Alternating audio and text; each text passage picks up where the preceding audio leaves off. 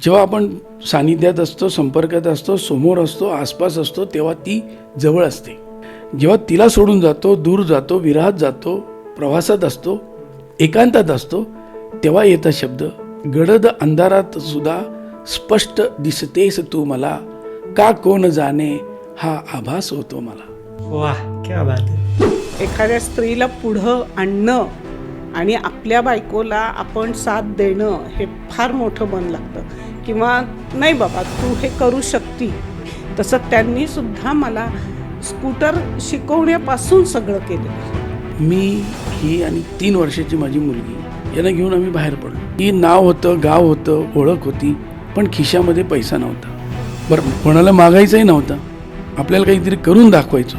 ज्या माणसाने लाख लाख 10-10 लाख 5-5 लाखाचं पेमेंट केलं ते मी 4,000 रुपये महिन्यावर काम केलं. माझ्या बायकोला मी गजरा आणून देऊ शकलो नाही, का तिला फिरायला घेऊन जाऊ शकलो नाही. शाळेत शिकणारी, घरात राबणारी अशी माझी पत्नी त्या बिझनेसचे बालकडू शिकू लागली. थोड्याशा काळात तिने सगळं शोरूम व्यवस्थित सांभाळलं. तुम्ही आज 35 वर्षाच्या वाटचालीमध्ये आम्ही अनेक प्रसंग बघितले, नाराजी बघितली, संताप बघितला, राग बघितला, पण तेवढंच प्रेमही ठेवलं. हिची साथ मला मिळाली नसती किंवा माझी मिळाली नसती तर आजवर इतका प्रवास घडला नसता. हर्षल लहानपणी असंच होतं का, गोल चेहरा, हायटेड? मुंबईला जेव्हा हर्षल होता ना शिकत, तेव्हा मी खूप डिस्टर्ब असायचो. कारण एकतर हा उंच पुरा, स्मार्ट, गोरापान. बोल बाबा, पोरी, मुंबईच्या पोरींचं काय आपल्याला जजमेंट नाही, मी फॅक्ट सांगतो. मी बाबा त्याला म्हणत, बाबा असं नाकासमोरून चाल आणि असं ये. काय त्यांनी जे केलं ते त्याच्या स्किलवर तो गेला पुढे. म्हणजे आज आपण म्हणता येईल ना की माझा मुलगा माझ्या 4 पावलं नाही 10 पावलं पुढे. पहिला मला राज्यस्तरीय पुरस्कार हा साहित्यरत्न मिळाला, त्यानंतर साहित्यभूषण हाही राज्यस्तरीय मिळाला, त्याच्यानंतर जीवन गौरव असे 2 पुरस्कार तेही राष्ट्रीय मिळाले. पण सर्वोच्च पुरस्कार जो आहे माझ्या आयुष्यातला हा नॅशनल पुरस्कार आहे, ज्याला राष्ट्रीय पुरस्कार म्हणलं जातं. ज्या वडिलांनी मला बाहेरचा रस्ता दाखवला त्या वडिलांना मी गॉडफादर मानतो. का? ते जग कळलं, हा संघर्ष कळला, आणि आज माझ्या मुलांना मी सांगू शकतो की आम्ही असे तसे नाही रे उभे, आम्ही खूप कष्ट घेऊन उभे आहोत. बरं, आजच्या एज्युकेशनच्या जमान्यामध्ये, आजच्या नवीन पिढीच्या जमान्यामध्ये आम्ही खूप मागे असू, पण बाप आणि आई म्हणून निश्चितच पुढे असू.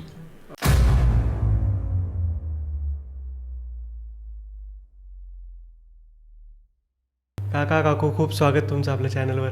तरुण दिसतात तुम्ही दोघं, म्हणजे हर्षल आणि वहिनीपेक्षा सुंदर दिसतात. काही आज तू असं म्हणलं तर आम्हाला परत काय होईल माहिती का, परत आम्ही आता ओव्हरवेट झालो आहे, आमची वजनं वाढलेत, हलके फुलके होते. तर जरा तू आमचा हर्षलनी आणि क्षितिजानी जो आमच्या लग्नाचा फोटो काढलाय ना तो बघितला की असं वाटशील की, म्हणजे मला तर असं म्हणतात ही तरी वाटती, तुम्ही वाटतच नाही आहे. म्हणजे त्यावर हेअरस्टाईलमध्ये अमिताभ बच्चन स्टाईल असायची माझी, कानावर केस, बेल बॉटम वगैरे. नाही, बऱ्याच दिवसापासून आपलं चालू होतं इंटरव्ह्यू घ्यायचं, पण काय योग्य वेळच येत नव्हती.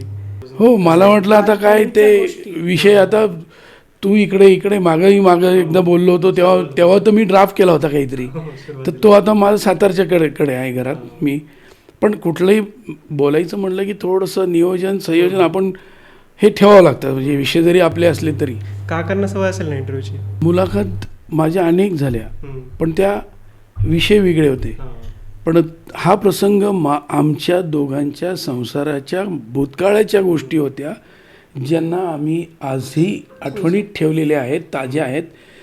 त्या परत व्यक्त करणं म्हणजे कधीतरी शब्दांची साथ सुटणं किंवा आम्ही एखादा प्रसंग मागं पुढं होणं असं आहे. पण हा आनंदाचा क्षण आहे की तू त्याला न्याय देतोयस आणि त्या विषयाला परत जिवंत करून आम्हा दोघांना 1987 सालात परत घेऊन चाललायस. त्या पूर्ण सुरुवातीपासून तू चाललायस, त्यामुळे तुझे अभिनंदन की अशा संसारातील जुन्या जोड्यांना उत्तेजित करून, प्रेरित करून त्यांच्या आयुष्यातल्या घटनांचा आनंद घेणे किंवा त्यांना त्याचा आनंद मिळवून देणे. पुन्हा काकूंनी कधी विचार केला होता का असा मुलाखतीचा प्रसंग येईल? असा काही विचार केला नव्हता की आपण अशा मुलाखतीला सामोरं जाऊ असा कधीच विचार आला नव्हता आणि हे खरं सरप्राईज आहे बरं का. काकांनी तर खूप तयारी केलेली दिसतीये. हो. तर मग आपण त्यांच्यापासूनच सुरुवात करूया. सुरुवात आपण जन्मापासून करावी. संत श्रेष्ठ रामदास स्वामींच्या पदस्पर्शाने पावन झालेली ही धरती आणि छत्रपती शिवाजी महाराजांच्या स्वराज्याची पहिली राजधानी सातारा येथे 1963 सप्टेंबर रोजी संकष्टी चतुर्थीच्या दिवशी सकाळी माझा जन्म साताऱ्यात झाला. एवढा पॉज घेऊन आणि एवढं सांगण्याचं तात्पर्य असं की ही फार संतांची, पराक्रमी राजांची ही पावनभूमी आहे आणि त्या भूमीमध्ये माझा जन्म मिळणं हे मी भाग्याचं समजतो. आणि माझा जन्म सातारमध्ये झाला, परंतु आईला तिकडे जालना मराठवाड्यात दिलं असल्याकारणाने तो काळ निजामाचा रजा काळाचा होता. त्या काळात लहानपणापासून शिक्षण सुरू झाले. त्याची एक आठवण अशी की जेव्हा पहिलीमध्ये वडिलांनी तिथं नाव टाकलं तेव्हा तिथे सायकल रिक्षा असायच्या. त्या सायकल रिक्षात तो डब्बा असायचा मागं आणि मुलं बसले की तो बंद करून ते कुंडी लावायचा त्यात. तर सुरुवातीला ते 1 महिना 1.5 महिना अवघड गेलं ते ॲक्सेप्ट करणं त्या वयात. परंतु नंतर त्या रिक्षाची एक आवड निर्माण झाली आणि मग शालेय जीवन सुरू झालं. त्याच्यामध्ये शाळा हे फारशी मोठी नसायची, काही वर्ग झाडाखाली भरवायचे आणि विशेषतः म्हणजे मला त्यावेळीची एक आठवण आहे की सुरुवातीचा तो काळ जो होता तो गणितात मी हुशार होतो. पण ती शाळा आमची झाडाखाली सतरंजी टाकून सावलीत भरायची. ओबडधोबड दगडांवरून ती सतरंजी जायची. कसं तरी बसत आम्ही पोरं बसायचो. तिथे फळ्यावर त्या हँगिंग फळ्यावर मॅडमनी काही गणित मांडले की मी पळत ते सोडून पोचायचो आणि मॅडमचं राईट मिळाल्यानंतर एक वेगळा आनंद व्हायचा आणि तिथून त्या क्षणाला ती पाटी माझ्या जागेवर फेकायचो. आता ती जुन्या काळची पाटी दगडावर पडल्यावर फुटायची. मॅडमला पहिलं एकदा वाटलं, दोनदा वाटलं, कारण हे सातत्याने माझ्या बाबतीत घडत गेलं. कदाचित मी शाळेतही मार खाल्ला असेल, घरी मार खाल्ला असेल, पण त्याचा त्रास असा झाला की तो गणित विषयच माझ्यावर नंतर रुसला असेल. कारण पुढच्या सगळ्या प्राथमिक माध्यमिक शाळेत गणिताची माझं कधीच जमलं नाही. त्यांनी जमून घेतलं नाही किंवा माझं जमलं नाही. सारे तारे जमीन पर असे आल्यासारखं झालं. लहानपणापासून 2 गोष्टीत मला जास्त रस राहिलेला आहे. एक तर लिहिणं आणि एक तर क्रिकेट खेळणं. म्हणजे अगदी म्हणजे प्राथमिक शाळेपासून खेळलो मी आणि त्याच्यात दरारा असा राहिला माझा की मी बॅटिंग चांगली करायचो. हाईट होती माझी वर्गात, त्याच्यामुळे मीच कॅप्टन. त्यावेळेस डिक्लेअर कॅप्टन मीच. आणि कित्येक वेळा माझ्या मॅडमनी येऊन माझ्या हातातून वही हिसकवलेली होती. कारण तास सुरू झाला की पहिल्या तासाला टीम बनायची. अभिषेकनी माझ्याशी वाईटपणे घेतलं की दुसऱ्या तासाला अभिषेक टीममधून गायब, हर्षलचं त्याच्यात एंट्री. असं मला मधल्या सुट्टीपर्यंत माझे 4 वेळा 4 टीम व्हायची. मग मधल्या सुट्टीत कोणीतरी खाऊ घेऊ घालायचं की तो टीममध्ये. अशी ती गंमत जम्मत लहानपणाची. आणि शनिवारी जेव्हा मॅच व्हायची म्हणजे आमची मला वाटतं 4 तुकड्या होत्या, 4 ते 5 ब कडं. आणि मग मॅच असायची. आमचा ब वर्ग असायचा, मग अ वर्गाची मॅच असायची, मग ब ची क ची असायची, मग ब ची ड ची असायची. मग त्या मॅचमध्ये आमची ठरलेली माझी सुटकेस ॲल्युमिनियमची, त्याच्यावर दुसऱ्याची बॅग, हा स्टंप, आणि ती मॅच खेळायचो. त्या मॅच खेळल्यानंतर त्या आनंदाने तसंच घरी जायचो. रात्री आई म्हणायची बॅग कुठे तुझी? तेव्हा लक्षात यायचं का योगायोगाने ग्राउंडच्या शाळेच्या मागेच आमचं घर होतं, त्यामुळे परत पळत जायचं. त्या मैदानात ती बॅग तशीच असायची. मग ती घेऊन यायची, ती पुसून बिसून मग ती वडील येण्याच्या अगोदर परत अभ्यासाचा विषय आमचा सुरू व्हायचा. ते असे ते गमती जमतीचे बालपणाचे दिवस. पण तेव्हाही क्रिकेटचा माझा संबंध राहिलेला. माध्यमिकमध्ये मी गेलो तर इंटर स्कूल्समध्ये खेळलो. इंटर कॉलेजिएटमध्येपर्यंत प्रवास झाल्यानंतर मग त्या इंटर कॉलेजिएटमध्ये एका टुर्नामेंटमध्ये चांगले रन काढल्या, चांगल्या धावा होत्या, बळी पण चांगले घेतले होते.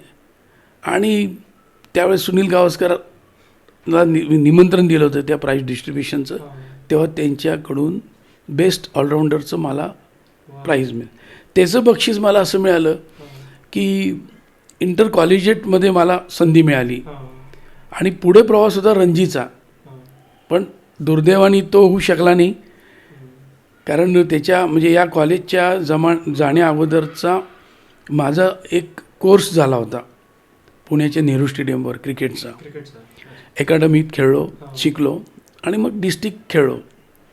औरंगाबाद डिस्ट्रिक्टकडून ओपनिंग बॅट्समन होतो.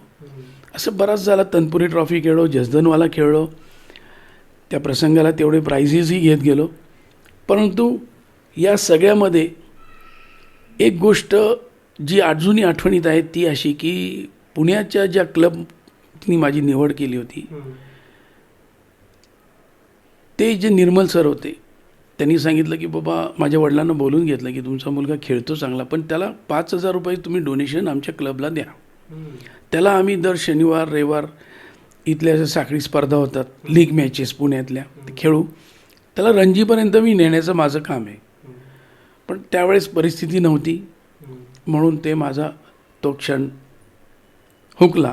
आणि मला वाटतं जवळपास 1984ला तो क्रिकेटचा अध्याय माझा पूर्णपणे हळूहळू संपून वडिलांच्या व्यवसायात मी त्यांना मदत करू लागलो. तुमची फॅमिली कशी होती? एकत्र कुटुंब? माझं माहेर पुणे, तर पुण्यातच जन्म झाला, कारण आजोळही पुण्यातच असल्यामुळे पुण्यात जन्म झाला. म्हणजे 67 सालचा जन्म आहे आमचा. तर त्याच्या जन्मानंतर मग शिक्षण तर झालंच. 1ली ते 4थीमध्ये भारत हायस्कूलला होते. फॅमिली मोठी होती आमची, 14 जण होते आम्ही फॅमिलीमध्ये. आई वडील काकू आजी सगळेच होते. भावंड आम्ही 8 जण होतो जवळ. त्यामुळे आम्हाला बाहेरचं असं कोणी लागायचंच नाही. सगळे एकमेकांमध्ये गुंतलेलं राहायचो, खेळायचो, मजा करायची, गप्पा मारायच्या. याच्यात छान बालपण गेलं. आणि शाळेमध्ये असताना 5वीपासून मी कबड्डी प्लेअर होते. हां, कबड्डी खेळलेली आहे. कबड्डी खेळली. पण कसं झालं, 8वी नंतर जरा मोठं झाल्याचा असतो भाव, त्यामुळे 7वी 8वी नंतर जरा घरात म्हणायला लागले की नाही, लवकर घरात यायचं, 7च्या आत घरात पाहिजे, कुठं बाहेर जायचं नाही.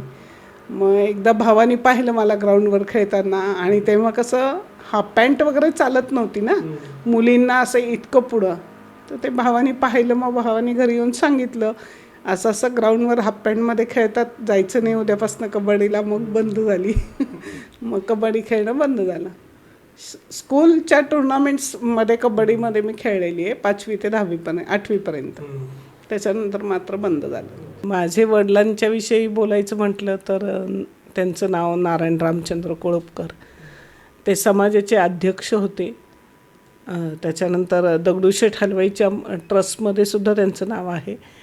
त्यांनी खूप सामाजिक कार्य खूप केलेलं आहे त्यांनी. म्हणजे समाजासाठी नवीन नवीन योजना काढल्या, झटलेत. तसंच आता माझा भाऊ पण करतोय त्यांच्या खालोखाल. त्यानंतर तळेगाव दाभाडेला आमचं मंदिर आहे, शंभू महाराजांचं मंदिर आहे.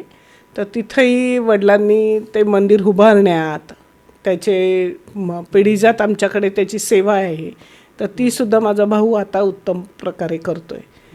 छान गेलं बालपण. खेळणं वगैरे खूप छान होतं. खेळात आवड होती, लंगडी, खो खो, कबड्डी आणि सागरगोटे. जास्त करून आम्ही काचकवड्या ते खेळणं आमचं असायचं. चांगलं गेलं बालपण. आठवतात छोट्या छोट्या गोष्टी. म्हणजे काय म्हणतात, नवरात्रात आपण भोंडला खेळणं, नंतर आमचं मुलींचे खेळ असायचे ते, त्यामुळे त्याच्यात रस होता आम्हाला. हां, नवरात्रात भोंडला जास्त असायचा. खेरापत वगैरे करून गाणी म्हणणं असायचं त्याच्यात. हां, मध्ये एक पाट असायचा, त्याच्यावर हत्तीचं चित्र आणि बाजूनी मुली सगळ्या गाणी म्हणायचो, फिरायचो, खिरापत खायची. अंगत पंगत करून जेवणं करायचो आम्ही. मुली काय जास्त बाहेर जाऊन खेळू शकत नव्हत्या ना पूर्वी मुलींना जरा धाक असायचा की जास्त जायचं नाही कोणाकडं, घरात खेळा असं असायचं. त्याच्यानंतर मग 5वी नंतर मग कन्याशाळेमध्ये प्रवेश मिळाला. ठाकरसी कन्याशाळा नारायणपेठेत आहे, तिथं 5वी ते 10वी झालं. नंतर कॉलेज पण तिथंच झालं, 11वी 12वी तिथंच केलं. आणि 12वी नंतर तर काय लग्नच ठरलं होतं, त्याच्यामुळे पुढचा योग काही आला नाही शिक्षणाचा. तुमच्या दोघांची पहिली भेट कशी झाली? जसं आमच्या दोघांचे शालेय जीवन संपल्यानंतर जेव्हा आमचं विवाहाचा योग आला, त्याची आठवण अशी की एका लग्नाच्या निमित्ताने हे औरंगाबादला आले होते. आता दोन्हीकडे विषय कसा होता माहिती का, वडिलांना माहिती की या हिची धाकटी बहीण 2 मुली जरा चांगल्या आहेत दिसायला, आणि यांच्याकडे पण असा एक हिच्या आईचा वगैरे विषय होता की वसंतरावांचे मोठा चिरंजीव बघा जरा मुलगा कसा वाटतोय. म्हणजे आतली कुणकुण होती, पण ते कोइन्सिडन्सली त्या लग्नात आम्ही एकत्र आलो, बघितलं एकमेकांना. मग मला विचारलं गेलं, तिला विचारलं गेलं, मग तो पसंतीचा मुद्दा पुढं गेला. आणि पुढं गेल्यानंतर मग तो मगाशी म्हटल्याप्रमाणे 85ला एंगेजमेंट केली आणि 87ला आमचं लग्न लागलं. पण जो लहानपणाचा झोपलेला कवी होता ना, तो या दरम्यान जागा झाला. आणि सांगायला काही हरकत नाही की मग पत्रात कविता जवळजवळ मी 200 पत्र लिहिले आणि 200 कवितांचा तो पहिला रेकॉर्ड झाला माझा आमच्या दोघातच. अशा अर्थाने त्या कविता जन्माला येऊ लागल्या, पण त्या बंदिस्त होत्या. म्हणजे लिहायची आवड होती, त्याला चालना मिळाली, म्हणजे त्याला स्कोप मिळाला की म्हणजे लेखन हा माझा स्वभाव होताच. मी काही म्हणलं तर लेखन करायचंच. मग ते अर्ज असो, पत्र असो, सन्मानपत्र काही असेल तर मी तो लिहायचा प्रयत्न करायचा. मला वडिलांकडे मी बसून तो ड्राफ्ट करायचो. आणि भांडी दुकानात टेंडर असायचे, तर त्या टेंडरचे 3 कॉप्या असायच्या ना, मग ते 3 टेंडर आम्हीच भरायचो. मग त्याच्यातलं ते टेंडर भरताना ती लिहिण्याची सवय, त्याप्रमाणे मार्जिन ठेवून व्यवस्थित करणे, तो लिहिण्याचा सेन्स तेव्हापासून जो होता तो पुढे चालत गेला. आणि अशा अर्थाने त्या कवी म्हणता येणार नाही, पण त्या कवितांना कुठेतरी सुरुवात झाली. काकू तुम्ही सांगा तुमचा कसा अनुभव होता? यायचे ना ते कॉलेजला, लग्न ठरलेलं होतं त्यामुळे यायचे कॉलेजवर भेटायला. पण आम्ही कन्याशाळेतच होतो ना. म्हणजे हा 85 ते 87चा विषय लग्न ठरल्यानंतर. पण घरात जरा परवानगी नव्हती आम्हाला भेटायची सुद्धा, कडक होतं तेव्हा पूर्वीच्या काळी. आणि आज वाटतंय की नाही ते योग्य होतं, असं वाईट काही वाटत नाही आहे त्यामुळे. पण लग्न ठरल्यानंतर सुद्धा 2 वर्षात त्यांनी छान कविता पाठवल्यात माझ्यासाठी. भरपूर मी स्वतः लिहून काढायची डायरीमध्ये, परत त्या वेगळ्या म्हणजे पत्रातल्या असून. फक्त पत्र आमची घरात येत नव्हती. हो, कारण तेव्हा असं एवढं हे करता येत नाही, म्हणून हिचे पत्र माझ्या मित्राच्या ॲड्रेसवर, माझे पत्र हिच्या मैत्रिणीच्या ॲड्रेसवर, म्हणजे अशी ती गंमत जम्मत असायची. आणि त्यावेळेस टेलिफोन होते, आणि त्या टेलिफोनचा किस्सा असा की वडील खाली बैठक होती, तिथे काटा होता आणि वडील खाली बसायचे आणि आत काउंटरवर मी बसायचो, आणि तो मोबाईल काउंटरवर राहायचा. पण कधी जर फोन आणि जर कधी चुकून मी जर खाली बसलेलो असेल आणि वडील काउंटरवर बसलेले असेल आतमध्ये, आणि जर फोन आला तर ते वडील घ्यायचे, पण द्यायचे ते तुझा फोन आहे. आणि ही झाली माझ्याकडची बाजू. यांच्याकडेची बाजू यांच्याकडूनच आहे का, ते कशी आहे ती किराणा दुकानातलं. माझ्या मैत्रिणीचं किराणा दुकान होतं आणि 2 रुपयाला कॉल असायचा, पण तो STD करायचा असायचा. STDचे तेवढे पैसे नसायचे, वडिलांकडे हिंमत नसायची पैसे मागायची. 2 रुपये कसे बसे असले की मग जायचं किराण्याच्या दुकानात, मग त्या भावाशी दादा दादा करून बोलायचं, आणि नंतर एकीकडं पटापट STD नंबर फिरवायचे आणि हो फोन लावायचा. मला अजूनही आठवतं 0 to 40 पासनं आणि त्याच्यानंतर यांचा डायल लावायचा आणि फोन झाल्यानंतर त्या बिचाऱ्याला किती पैसे महागात पडले काही माहीत नाही, 2 रुपये मिळायचे. पण 2 रुपये द्यायची मी. आणि दादा म्हणायचा की झालं का गं ताई बोलणं? हो झालं.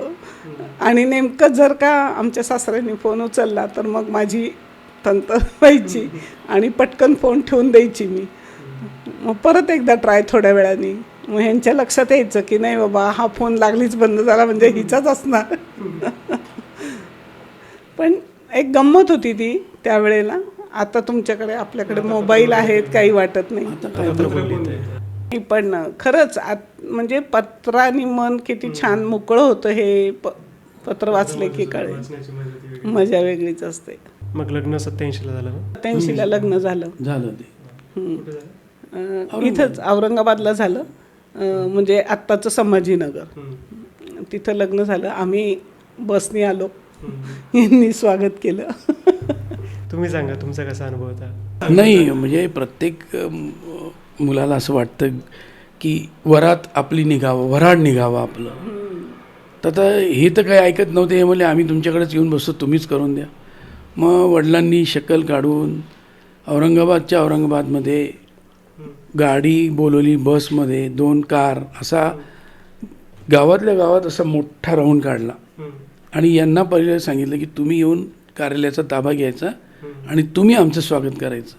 म्हणजे नवरदेवाचं जरा समाधान होईल की वऱ्हाड घेऊन आलो आहे म्हणून. मग असा तो इन्सिडन्स आमच्याच गावात आम्हीच केलेल्या अरेंज लग्नात आम्हीच फिरून आलो आणि असा तो विषय यांनी स्वागत केलं. मग ते लग्न वगैरे समारंभ झाला व्यवस्थित. तो वर्ष 86, 87 गेलं, 88, 89मध्ये पहिली म्हणजे आम्हाला कन्यारत्न झालं ऋतूच्या वगैरे. आणि या 2-4 म्हणजे या 87 ते 90 90 तिचा 89चा जन्म, साधारणतः 91-92च्या आसपास असंच विषय म्हणजे खेळीमेळीच्या वातावरणात निघाला की बाबा इतकं सोपं नाही आहे आयुष्याशी स्ट्रगल करणं किंवा आयुष्याला इतक्या जवळून बघून ओळखून जगणं इतकं सोपं नाही आहे. त्या चॅलेंजमध्ये बाबा काहीतरी करून दाखव, तुझं एवढं म्हणतोस करून दाखव. या ह्याच्यावर मी ही आणि 3 वर्षाची माझी मुलगी, आम्ही ऋतुजा यांना घेऊन आम्ही बाहेर पडलो काही करून दाखवण्याची. तो काळ असा होता की नाव खूप होतं मोठं, पण आता ही कदाचित पिक्चरची स्टोरी वाटेल अशी कंडिशन आहे की नाव होतं, गाव होतं, ओळख होती, पण खिशामध्ये पैसा नव्हता. बरं, कोणाला मागायचंही नव्हतं, आपल्याला काहीतरी करून दाखवायचं होतं. म्हणून स्ट्रगल करत असताना, विचार करत असताना काय केलं पाहिजे, तेव्हा एक संधी चालून आली. टिळकपतला आजही आनंद मार्केट आहे, हॉटेल मेघदूतच्या बाजूला आहे, आणि 25 फूट आत 5-6 पायऱ्या चढून डाव्या हाताला एक 10 बाय 11चा गाळा होता. तिथे पहिले एक मेडिकल स्टोअर होतं, ते फेल गेलं होतं, त्याला यशच मिळालं नाही, तो खूप लॉसमध्येच गेला होता. आता त्याची माझी ओळख होती जुनी, त्याची माझी कोइन्सिडेंटली भेट झाली आणि त्यांनी सांगितलं बाबा माझं गाळा आहे, पण ते मेडिकलचे दुकानातले कप्पे कसे मोठमोठे आतले, शोचा काही विषयच नसतो ना तिथं. तर ठरलं असं की तो म्हटला मला ₹1,00,000 तू द्यायची, त्या काळची 92ची गोष्ट आहे, तू ₹1,00,000 मला द्यायचे आणि तू ₹1,00,000 दिल्यानंतर मी भाडेचिठ्ठी तुझ्या नावावर करून देईन. आता ठरलं असं की 6 महिन्याचा कॉस्ट घातला, 6 महिन्यात मी त्याला ₹1,00,000 द्यायचे, ₹1,00,000 मिळाले की त्यांनी भाडेचिठ्ठी माझ्या नावाची करून द्यायची. असा एक करार मालकाला विश्वासात घेऊन केला. 1 महिना आमचा असाच गेला, त्या 6 महिन्यातला 1 महिना असाच गेला. काय करायचं, इथं काय टाकायचं, भांडी टाकून उपयोग नाही. मार्केटचे लोक मला माल पण द्यायला तयार झाले.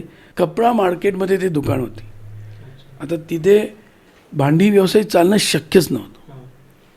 मग पुण्यात आलो, सासऱ्यांच्याकडे चर्चा केली, असं आहे. मग त्यांना सांगितलं की मी एक ज्वेलरी बघितली आहे, मला ती घ्यायची आहे, तर आता काही माझ्याकडे बजेट नाही, मी 10,000 रुपये घेऊन आलो आहे. तर ते म्हणले माझा एक मित्र आहे, मी ओळख करून देतो. तेव्हा हिच्या वडिलांनी मला त्या व्यापाऱ्याकडे नेलं, ओळख करून दिली. मी 10,000 रुपये त्यांना दिले, त्यांनी 25,000 रुपयाचा माल दिला मला. म्हणजे मला भांडवल एक 15,000चं एक्सिसमध्ये मिळालं. आणि ते 10,000 सुद्धा माझ्याकडे होतीच एक मोटरसायकल कावासाकी बजाज, ती 10,000ला विकली होती मी. ते पैसे माझे स्टार्टला 10,000. हिच्या वडिलांनी मला क्रेडिट मिळून दिलं 15, म्हणजे 25,000 रुपयांनी तो व्यवसाय मी रन केला. आणि अक्षरशः इतकं जीव तोडून मी तिथं काम केलं, तर उरलेल्या 5 महिन्यात मी त्याचे लाख रुपये फेडून 15 दिवस शिलकीत असताना ती भाडेचिठ्ठी माझ्या नावावर केली. आणि असा तो ज्वेलरीचा बेंटेक्सचा प्रवास सुरू झाला. 93-94ला आम्ही ऑथोराईज शोरूम केलं, म्हणजे पूर्णपणे बेंटेक्स, दुसरं काहीच नाही, संभाजीनगरला. आणि त्यावेळेस बॉम्बेतून हे सगळं चालायचं, मुंबईचाच तो प्रोडक्ट असल्यामुळे. आणि कंपनीच्या नाशिकला होती एक लेआउट, मुंबईत होत्या, पुण्यात होत्या, डिस्ट्रीब्युटर होते. त्यांना सारखं कळायचं की औरंगाबादच्या काउंटरला एवढा सेल होतोय, मग कोण आहे हा संजय पातुरकर, म्हणून ते आले. आणि त्यांनी डिस्ट्रीब्युटरशिप ती आम्ही घेतली. अर्थात ती घेण्यामध्ये थोडासा मराठवाड्यात तेवढा चलन नव्हतं तेव्हा आम्ही धाडसी पाऊल टाकलं. मग त्या आउटलेटला सामोरं जाण्यासाठी सेल तर वाढवायला पाहिजे, म्हणून आमच्या समाजातल्या म्हणण्यापेक्षा आमच्या फार मोठा परिवार आहे पातुरकरांचा, त्याच्यामध्ये 3-4 शोरूम उभे केले. तुमची जागा आहे त्याच्या शोरूम, दुसऱ्याची जागा आहे त्याच्या शोरूम, असं करून आम्ही त्याला त्या डिस्ट्रीब्युटरशिपला न्याय द्यायला सुरू केली. पण तेव्हाच ते खच्चीकरण सुरू झालं होतं. जेव्हा तुम्हाला इंटरेस्ट यायला लागला, यांना इंटरेस्ट यायला लागला, आणि त्यावेळेस 2 मुलं लहान असल्यामुळे एक गोष्ट त्यात राहून गेली की वनवासात हर्षलचा जन्म झाला. ते सांगायचं राहिलं. 2 मुलं लहान असल्यामुळे ही घर आणि मुलं ही कधीच शोरूमला किंवा दुकानात आलेली नाही. तेव्हा मी एकटा हे सगळं सांभाळत होतो, एवढं डिस्ट्रीब्युटरशिप वगैरे.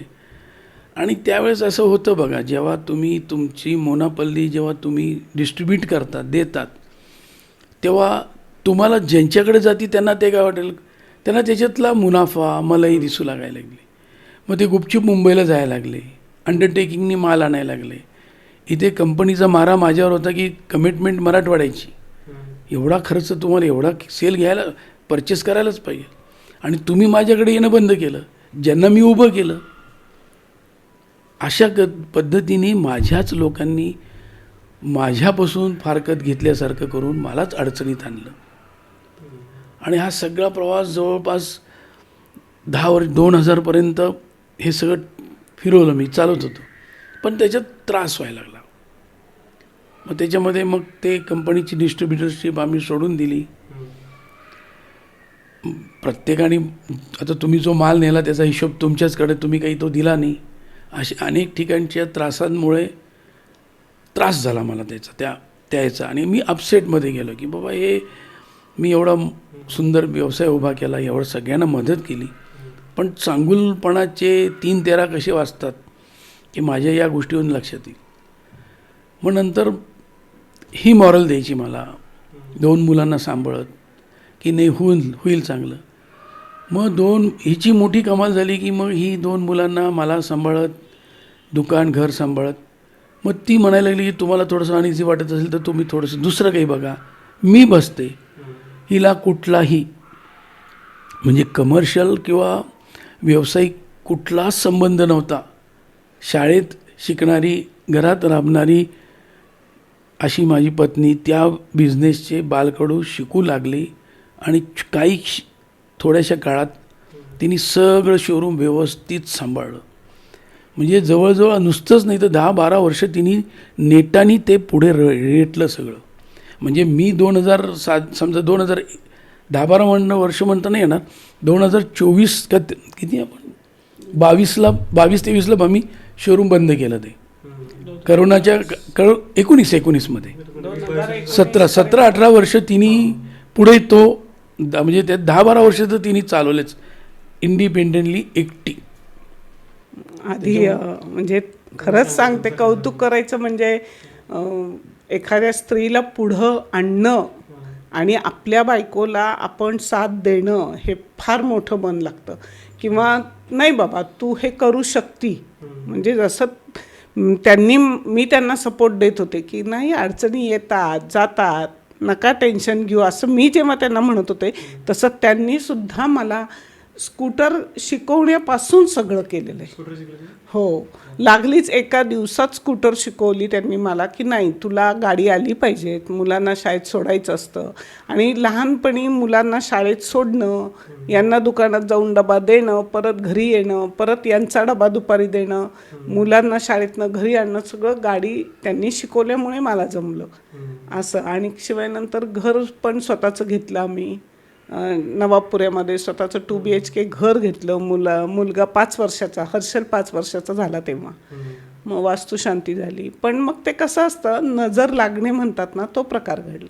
तोपर्यंत मी दुकानात जायची नाही, फक्त डबा द्यायला जायची. पण जसा हर्षल 5 वर्षाचा झाला त्याच्यानंतर मग ते थोडीशी दृष्ट लागल्यासारखं झालं. मग हळूहळू मुलांना शिक्षणाचा पैसा खूप लागायला लागला. मग ते दुकानावर जे यांनी सांगितलं तसं थोडासा खर्च वाढला, लोकांनी येणं कमी केलं, माल बाहेरच्या बाहेर घ्यायला सुरुवात केली. मग यांना म्हटलं की नाही मी तरी जॉब करते, नाही तर तुम्ही. मग हे म्हणे नाही तू नाही बाहेर जायचं, मुलांना आईची जास्त गरज असते. आणि कसं असतं शेवटी लेडीज बाहेर पडली की ती सुट्टी काढू शकत नाही. किंवा आपलं स्वतःचंच दुकान आहे म्हटल्यावर एक दिवस दुकान बंद करून मुलांना वेळ देऊ शकतो. पण जेंट्सनी मग त्यांनी स्वतः सर्व्हिस केली आणि मी दुकानदारी सांभाळली. आणि मग मुलांना घेत दुकानदारी पुढं नेली. हळूहळू मग त्याच्यात व्हरायटी वाढवल्या, कोल्हापुरी आयटम, लेडीजला काय काय लागतं त्या गोष्टी वाढवल्या. असं करत करत तो बिझनेस पण यांच्या हाताखाली शिकले, एवढं मात्र आहे. कारण घरी वडिलांची जॉब होता, म्हणजे पहिल्यांदा सेल्समनशिप तर काही माहितीच नव्हती, दुकानदारी. हां, जमा खर्च मात्र व्यवस्थित लिहिता येत होता, कारण त्याची आवडच होती मुळात म्हणजे अकाउंटची. पण दुकानात यांच्यामुळे. आणि दुकानात बसल्यावर मग गिऱ्हाईकांशी बोलायचं, डोकं शांत ठेवायचं, समोरचं माणूस कसं बोलतोय, चिडतोय का, त्यांना काय ज्वेलरी आवडती, याचं सगळं एक यांच्याकडनं थोडं थोडं ज्ञान. पहिल्यांदा त्यांना म्हटलं आधी बसा तुम्ही माझ्यासोबत आणि मला सांगा की आता हे गिऱ्हाईक ते कसं गिऱ्हाईक करतायत ते आधी बघायचं आणि मग आपण बोलायला सुरुवात करायची. तसंही बायकांना बोलायला आवडतंच आणि ज्वेलरीबद्दल तर जरा जास्तच आवडतं. तसं शिक्षण केलं. आणि नंतर मग मी म्हटलं की बायकांना रुखवंत आवडतो, मग तो रुखवंताच्या थोड्या गोष्टी ठेवायला सुरुवात केली. नंतर कोल्हापुरी ठुशी, साज मी हे नंतर ॲड केलं. ज्वेलरीमध्ये थोडं थोडं वेगळं ॲड करत गेले आणि दाखवायची पद्धत. आणि त्यामुळे एक मनाला समाधान की आज आपण ही विक्री केली. म्हणजे संध्याकाळी आम्हाला भेटल्यावर मला आनंद वाटायचा यांना सांगताना की आज इतकी विक्री झाली, मी आज हे विकलं, आज हे गिऱ्हाईक होतं, आज कसं कस्टमर बोलत होतं. एक वेगळा आनंद व्हायचा सांगायला, तेवढं मात्र होतं ते. आणि असं करत मी पुढं नेलं ते दुकानदारी. पण एवढं मात्र की काही डोक्यावर टेन्शन ठेवलं नाही दुकानात उतरल्यानंतर. म्हणजे व्यापारी वर्गांचं लोन किंवा कर्ज असं काही राहिलं नाही, सगळं क्लीन झालं होतं. पण पुढं मागं उभं राहून राहून राहून मला व्हेरिकोसचा त्रास सुरू झाला, संधिवात झाला. आणि मग हर्षलानी यांनी दोघांनी निर्णय घेतला की कारण हे सातारला आल्यानंतर 2017 साली ते 2019पर्यंत 2 वर्ष मी औरंगाबादला एकटी दुकानदारी करत होते आणि हे सातारला होते आणि हर्षल मुंबईत होता. मग दोघांनी निर्णय घेतला की 2 वर्ष आई एकटी काढतीये आणि शिवाय तिला पायाचा त्रास सुरू झाला आहे, तर आपण हा निर्णय घ्यावा. म्हणून मग ते तिथलं वाइंडअप करून आम्ही 19ला इकडं आलो सातारला. आणि छान म्हणजे बाहेर जरी गेलं की बेंटेक्सवाल्या मॅडम म्हणायचे, म्हणजे कुठंही लग्नात गेलं की या मॅडमला मी कुठंतरी पाहिलं आहे. आणि ते प्राऊड व्हायचं की आपल्याला ओळखतात की बेंटेक्सवाल्या म्हणून तरी ओळखतात, याचं प्राऊड फील व्हायचं. ती माझी आणि हर्षल ती कॉलेजला भेट झाली, पण जेव्हा आई आणि तुमची भेट झाली होती त्याच्यानंतर मला आई म्हणली की मी यांना बऱ्याचदा बघितलं, ओळखते मी यांना. मग तेव्हा सांगितलं यांचं शॉप आहे, हां. आम्ही बऱ्याचदा गेलेलो. ज्यावेळेस बेंटेक्सचं शोरूममध्ये मी काम करत होतो ना, तर एक आठवण गोसावी फॅमिलीची पण आहे आमच्याकडे. त्याच्या आई ज्या आहेत, श्रेयसच्या आई, त्या पैठणहून यायच्या आमच्याकडे, काहीतरी त्यावेळेस ज्वेलरी वगैरे घ्यायच्या. म्हणजे विषय कसा माहिती का, की ते रिलेशन त्यांच्या फॅमिलीचे आमच्या फॅमिलीचे जसे तुझे आजही आपण सांभाळत आहोत. पण मी एक नवीन पिढीला अगदी ठसकावून सांगेल की संसार सुखी व्हावयाचा काय असावा अर्थ, एक असावा संयमी तर एक असावा धूर्त. म्हणजे ही संसाराची वाटचाल चालत असताना कधी नवऱ्याला अपयश आलं किंवा नवऱ्याचा काही प्रॉब्लेम झाला तर त्याच्या पत्नीने त्याला साथ देणं गरजेचं आहे. हे म्युच्युअल अंडरस्टँडिंग आहे. आणि सेम जर तिच्या बाबतीत घडलं तर त्यांनी तिला तिच्या पाठी उभं राहून तिला प्रमोट करणं, प्रोत्साहित करून पुढे नेणं हे काम आहे.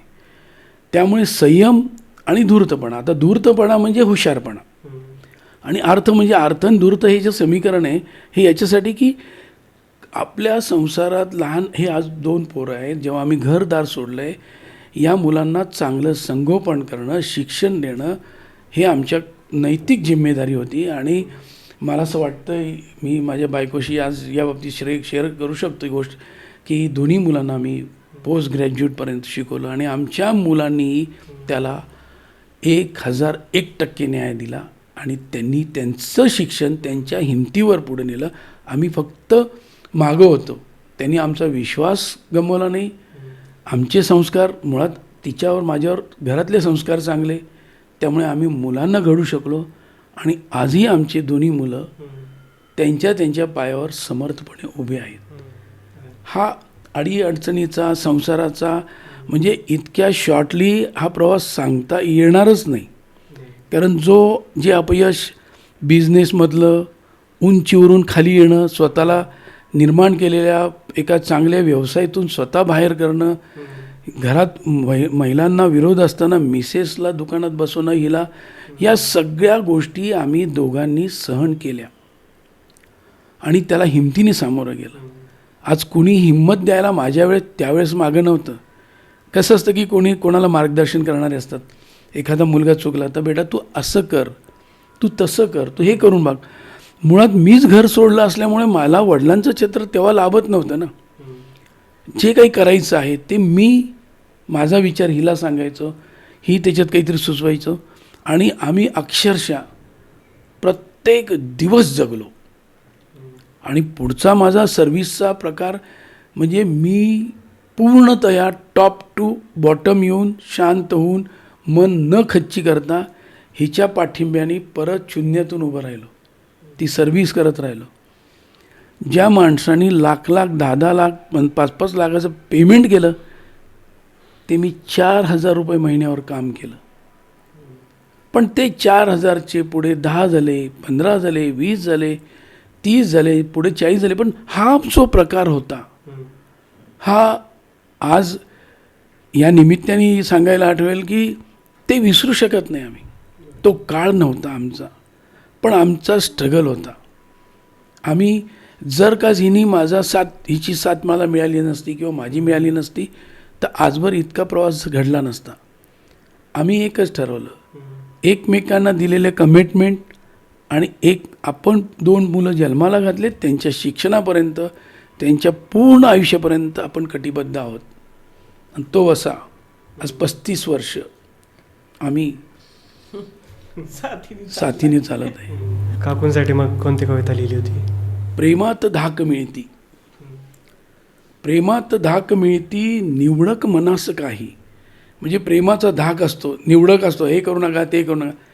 प्रेमात धाक मिळती निवडक मनास काही, समवेत सध्या अर्धांगिनी अनिता आहे माझी खास काही. म्हणजे ही गोष्ट व्यक्त करताना धाक असतो, प्रेमाचा धाक असतो संसाराचा. कधी माणूस गडबडतो, चुकतो, हे शेवटून विषय आहे. दोघांकडून चुकावू शकतात, पण समजून आपणच घ्यायचं असतं. कोणी तुम्हाला येत नाही समजून घ्यायला. आता तुम्हाला सांगा की तुम्ही आज 35 वर्षाच्या वाटचालीमध्ये आम्ही अनेक प्रसंग बघितले, नाराजी बघितली, संताप बघितला, राग बघितला, पण तेवढंच प्रेमही ठेवलं. त्यामुळे आज आमच्या दोन्ही मुलांकडे जर विचारलं तर आईबाबांचं वागणं कसं आहे तर ते निश्चित त्यांच्या पद्धतीने सांगू शकतील. नाही तर आज आईबाबांमध्ये वाद भांडणं असे असतात. पण कुठेतरी आपण थांबायचं, कुठेतरी तिने थांबायचं, यालाच संसार म्हणतात. जेव्हा आपण सानिध्यात असतो, संपर्कात असतो, समोर असतो, आसपास असतो, तेव्हा ती जवळ असते. जेव्हा तिला सोडून जातो, दूर जातो, विरहात जातो, प्रवासात असतो, एकांतात असतो, तेव्हा येतात शब्द, गडद अंधारात सुद्धा स्पष्ट दिसतेस तू मला, का कोण जाणे हा आभास होतो मला. अशी ती कविता होती. आणि मी खरं म्हणतो की म्हणजे कवी कधी बनतो किंवा माणूस काव्य कधी करतो त्याला 2-3 विषय आहेत. विरह असतो, ताण असतो, राग असतो, अपमान असतो, यश असतं, अपयश असतो. या सगळ्या गोष्टी माझ्या जमेच्या आहेत आणि त्यामुळेच मी अनेक विषयांवर पुढे लिहित गेलो. माझे विषय फक्त प्रेमाचे, ती आली हसली फसली असा राहिलाच नाही. म्हणजे मी सल्ले देऊ लागलो. म्हणजे मी जेव्हा पहिल्यांदा सर्व्हिसला एका ठिकाणी गेलो तेव्हा आमच्याकडे जे असिस्टंट होतात, ते कॉम्प्युटर चेक ती करणारी मुलगी, तिचं लग्न होतं, लग्नाला बोलवलं, आम्ही लग्नात गेलो. संसार सुरू झाल्यावर काही 2-1 महिन्यानंतर ती एकदा खूप शांत दिसली. म्हणलं काय मॅडम आज शांत का? नाही म्हणे आमच्यात वाद झाला, भांडण झालं. मग तुम्हाला म्हणलं मी 2 ओळी लिहून देतो, गुलाबाचं फूल ठेवा. कळेल का मजला तुझे हे रुसणे, घे उधार सजनी तू माझे हसणे. एक गुलाबाचं फूल तिने ठेवलं आणि तब्बल 8 दिवसाची सुट्टी काढली. म्हणजे सांगायचं तात्पर्य की तेव्हा लक्षात यायला लागलं की आपण कोणाच्या भावनातून व्यक्त व्हायला लागलो आहे. कवितेतून फक्त माझंच आणि तुझंच नाही येतं, आपण दुसऱ्यांसाठी, दुसऱ्यांच्या कुठल्या त्या मनात जाऊन, त्या परिस्थितीला जाऊन, त्या भावनेला जाऊन कुठे त्या दाद देऊ शकतो का, किंवा त्याला काही आपण सपोर्ट करू शकतो का. तेव्हापासून तो विषय माझा सुरू झाला. मग मी दुसऱ्यांवर लिहायला सुरुवात केली, मी परिस्थितीवर लिहायला सुरुवात, असा तो पुढे प्रवास आमचा चालू झाला. मुलीचं लग्न झालं. त्याही लग्नाची एक आठवण सांगतो की ते लग्न लातूरला ठरलं. लातूरचे पाहुणे होते, आम्ही तिथे गेलो आणि 35 दिवसात ते लग्न लावायची आमच्यावर वेळ आली. 36 दिवसात, हा जे असेल 35-36 दिवस असतील, 1 महिना. तेव्हा हर्षल लहान होता. ते वय म्हणजे असं इतकं याचं नव्हतं ना की इन्व्हॉल्वमेंट वगैरे, पण तो आमच्या दोघात चर्चेला असायचा. ते लग्न आम्ही सुंदर पद्धतीने आपल्या कुवतीच्या बाहेर जाऊन केलं. म्हणजे जावई आम्हाला त्या क्षणाला तेव्हा आला आणि ती वाटचाल अशा पद्धतीने चालू होती आमच्या संसारात. आम्ही रममान होतो, चाललो होतो. याचं शिक्षण होतं, पण त्याच्या शिक्षणामध्ये एक राहून सारखी आम्हाला टोचायची की त्याला बाहेर पाठवू शकलो नाही मी. त्याला मराठवाड्यातच शिक्षणाला मला न्याय देता आला, कारण जर करायचं, हातावर करायचं आणि शिकवायचं असंच आमचं होतं ना. आणि तो स्कॉलर होता. तो जर समजा त्याच वेळेस जर पुण्यासारख्या ठिकाणी आला असता तर निश्चित आज अजून मोठ्या लेवलला गेला असता. पण आमच्या मुलाला आम्ही त्याला एक्सक्यूज म्हणतो की त्याला आम्हाला पाठवता आलं नाही.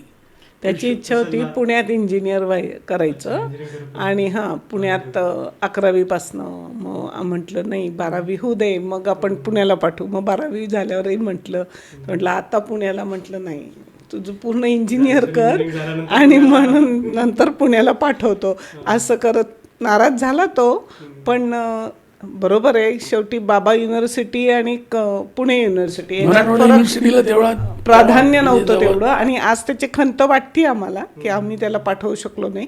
पण चांगला झालाय तो. नाही, देवगिरीला आल्यामुळेच आमची भेट झाली. देवगिरीला आणण्यासाठी कसं तर त्याला कॅप राऊंडहून श्रेयस कॉलेज मिळालं होतं ते, आणि ते खूप दूर होतं, खूप त्रास होता. म्हणजे त्याचं खरंच कौतुक आहे की तिथं रस्ते नव्हते, काही कॉलेजची बिल्डिंग नव्हती, कॉलेजची बिल्डिंग पण नव्हती. म्हणजे स्लॅबला प्लॅस्टर लावणं, पाणी गळणं असं त्यांनी पहिलं वर्ष काढलं. तर तो मला सारखं म्हणायचं, बाबा खूप दूर होते, रानातला रस्ता आहे सगळं. म्हटलं बाबा आता तू एक काम कर, हे चांगल्या मार्काने पास हो, बघू आपण. म्हणजे सगळे माझे मित्र आहेत, मी ऑल बघतो क्लिअर म्हणजे. कर म्हटलं तू. आणि ऑल क्लिअर नाही, फर्स्ट क्लासमध्ये पास हो. तो त्यांनी तो रिझल्ट माझ्यासमोर ठेवला. आता कॅप राऊंडवरून त्याला एज्युकेशन लोन घेऊन दिलेलं, हा फार मोठा थरारक प्रसंग होता की त्याला देवगिरीमध्ये ॲडमिशन घ्यायची होती आणि कॅप राऊंडहून विद्यार्थी डिस्ट्रीब्यूट झालेले असतात. त्यावेळेस 12वीला किंवा दुसऱ्या वर्षी इकडचा विद्यार्थी तिकडे जाऊच शकत नाही, कारण त्यांचा ठरलेला स्लॅब हे असतं, बाबा तुमच्याकडे एक कोठा आहे, एवढेच विद्यार्थी तुमच्या इकडे इकडे असेच त्यांची काहीतरी विभागणी असेल. तर आम्ही मोठ्या प्रयासाने श्रेयसमधून निघालो, देवगिरीत आलो, देवगिरीमध्ये झालं. पण बँकेला आम्ही विश्वासातच घेतलं नव्हतं की हे जे करतोय म्हणून, आम्हाला हे माहीतच नाही. गडबडीत राहून गेलं. आणि तो करार कसा होता की हर्षल बँक आणि कॉलेज यांच्यामधला होता तो. आता तुम्ही इथून सोडून, म्हणजे तुम्हाला जे पैसे एज्युकेशन लोनचे श्रेयसलाच जाणार आहेत ना, ते आता देवगिरीला आम्ही कसं पाठवणार. म्हणजे इकडेही ॲडमिशन घेता येईना आणि तिकडची आम्ही अर्ज देऊन बसलो की आम्हाला नको आहे म्हणून. तरी मोठ्या हिमतीने तो जो मॅनेजर होता, रोज मी त्याच्या केबिनमध्ये जाऊन बसायचो. 15 दिवस मी त्याच्या केबिनमध्ये 4-4, 5-5 तास बाहेर बसल्यानंतर त्याला त्याची कुठेतरी क्युरिओसिटी वाटली की नाही बाबा येतोय जातोय. तर मी म्हटलं माझ्याकडे बघू नका, तुम्ही माझ्या मुलाला त्याची एक्झाम घ्या. तुम्हाला कॅलिबर वाटला तर तो ठीक आहे, नाही तर तुम्ही हे एज्युकेशन लोन डिस्कनेक्ट केलं तर ते जे काही पहिल्या वर्षाचे पैसे आम्ही भरू. मग हर्षलला त्यांनी बँकेत बोलवलं आणि तो परीक्षा पास झाला नाही. मग ते म्हणले की नाही बाप लेक तुम्ही एकाला पूरक आहात, तुम्ही ज्या पद्धतीत बसत होता त्याला तुमच्या मुलांनी, तो खरंच स्कॉलर आहे म्हणून ते परत सगळं रिव्हर्स झालं आणि आम्ही देवगिरीत आलो. आणि मग तुमच्यासारखा सगळा ग्रुप, आणि तो तिथले जे शिवरकर होते ते माझे क्लासमेट होते, म्हणजे सरस्वती भवनचे आम्ही विद्यार्थी. शिवरकर सरांचा हा फेवरेट स्टुडंट होता.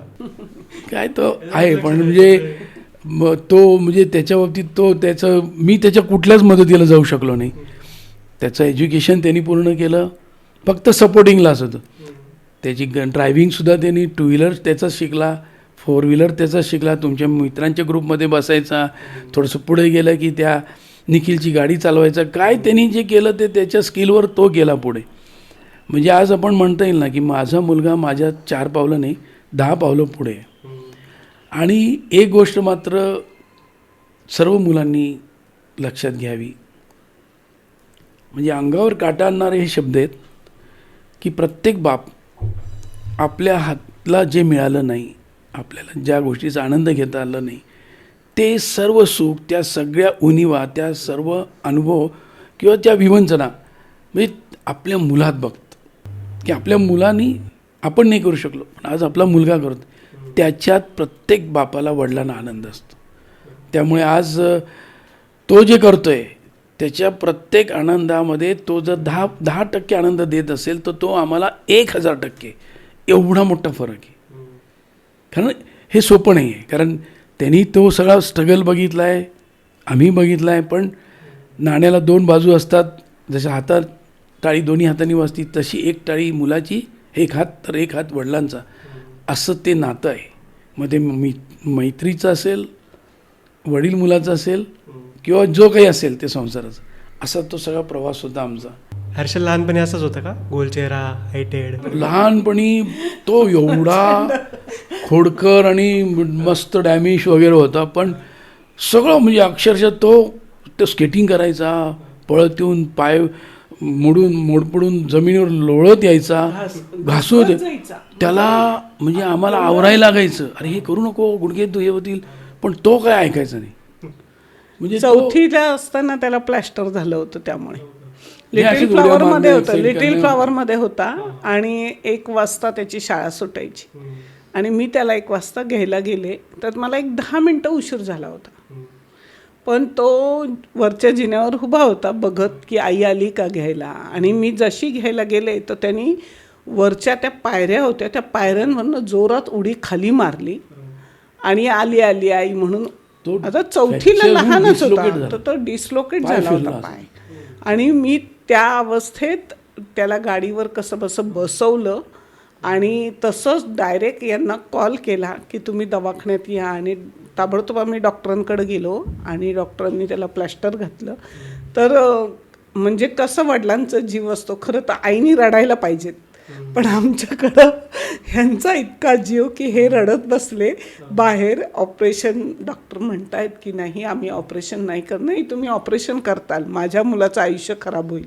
मी रॉड टाकायचा नाही म्हणे, प्लॅस्टर करू आपण. प्लॅस्टरच करायचं. म्हणजे अक्षरशः त्या दिवशी मला चांगलं आठवतं, मी खंबीरपणे म्हटलं की काही होणार नाही, तुम्ही शांत राहात, होईल त्याचं सगळं नीट, ते ऑपरेशन करणार नाहीत. पण ते खूप भावूक झाले होते तेव्हा. आणखीन एक गोष्ट म्हणजे मुलांना तर आईचं प्रेम असतंच, तिच्या नैसर्गिक आहे ते, आई हवीच असती, त्यांना आईच लागायची.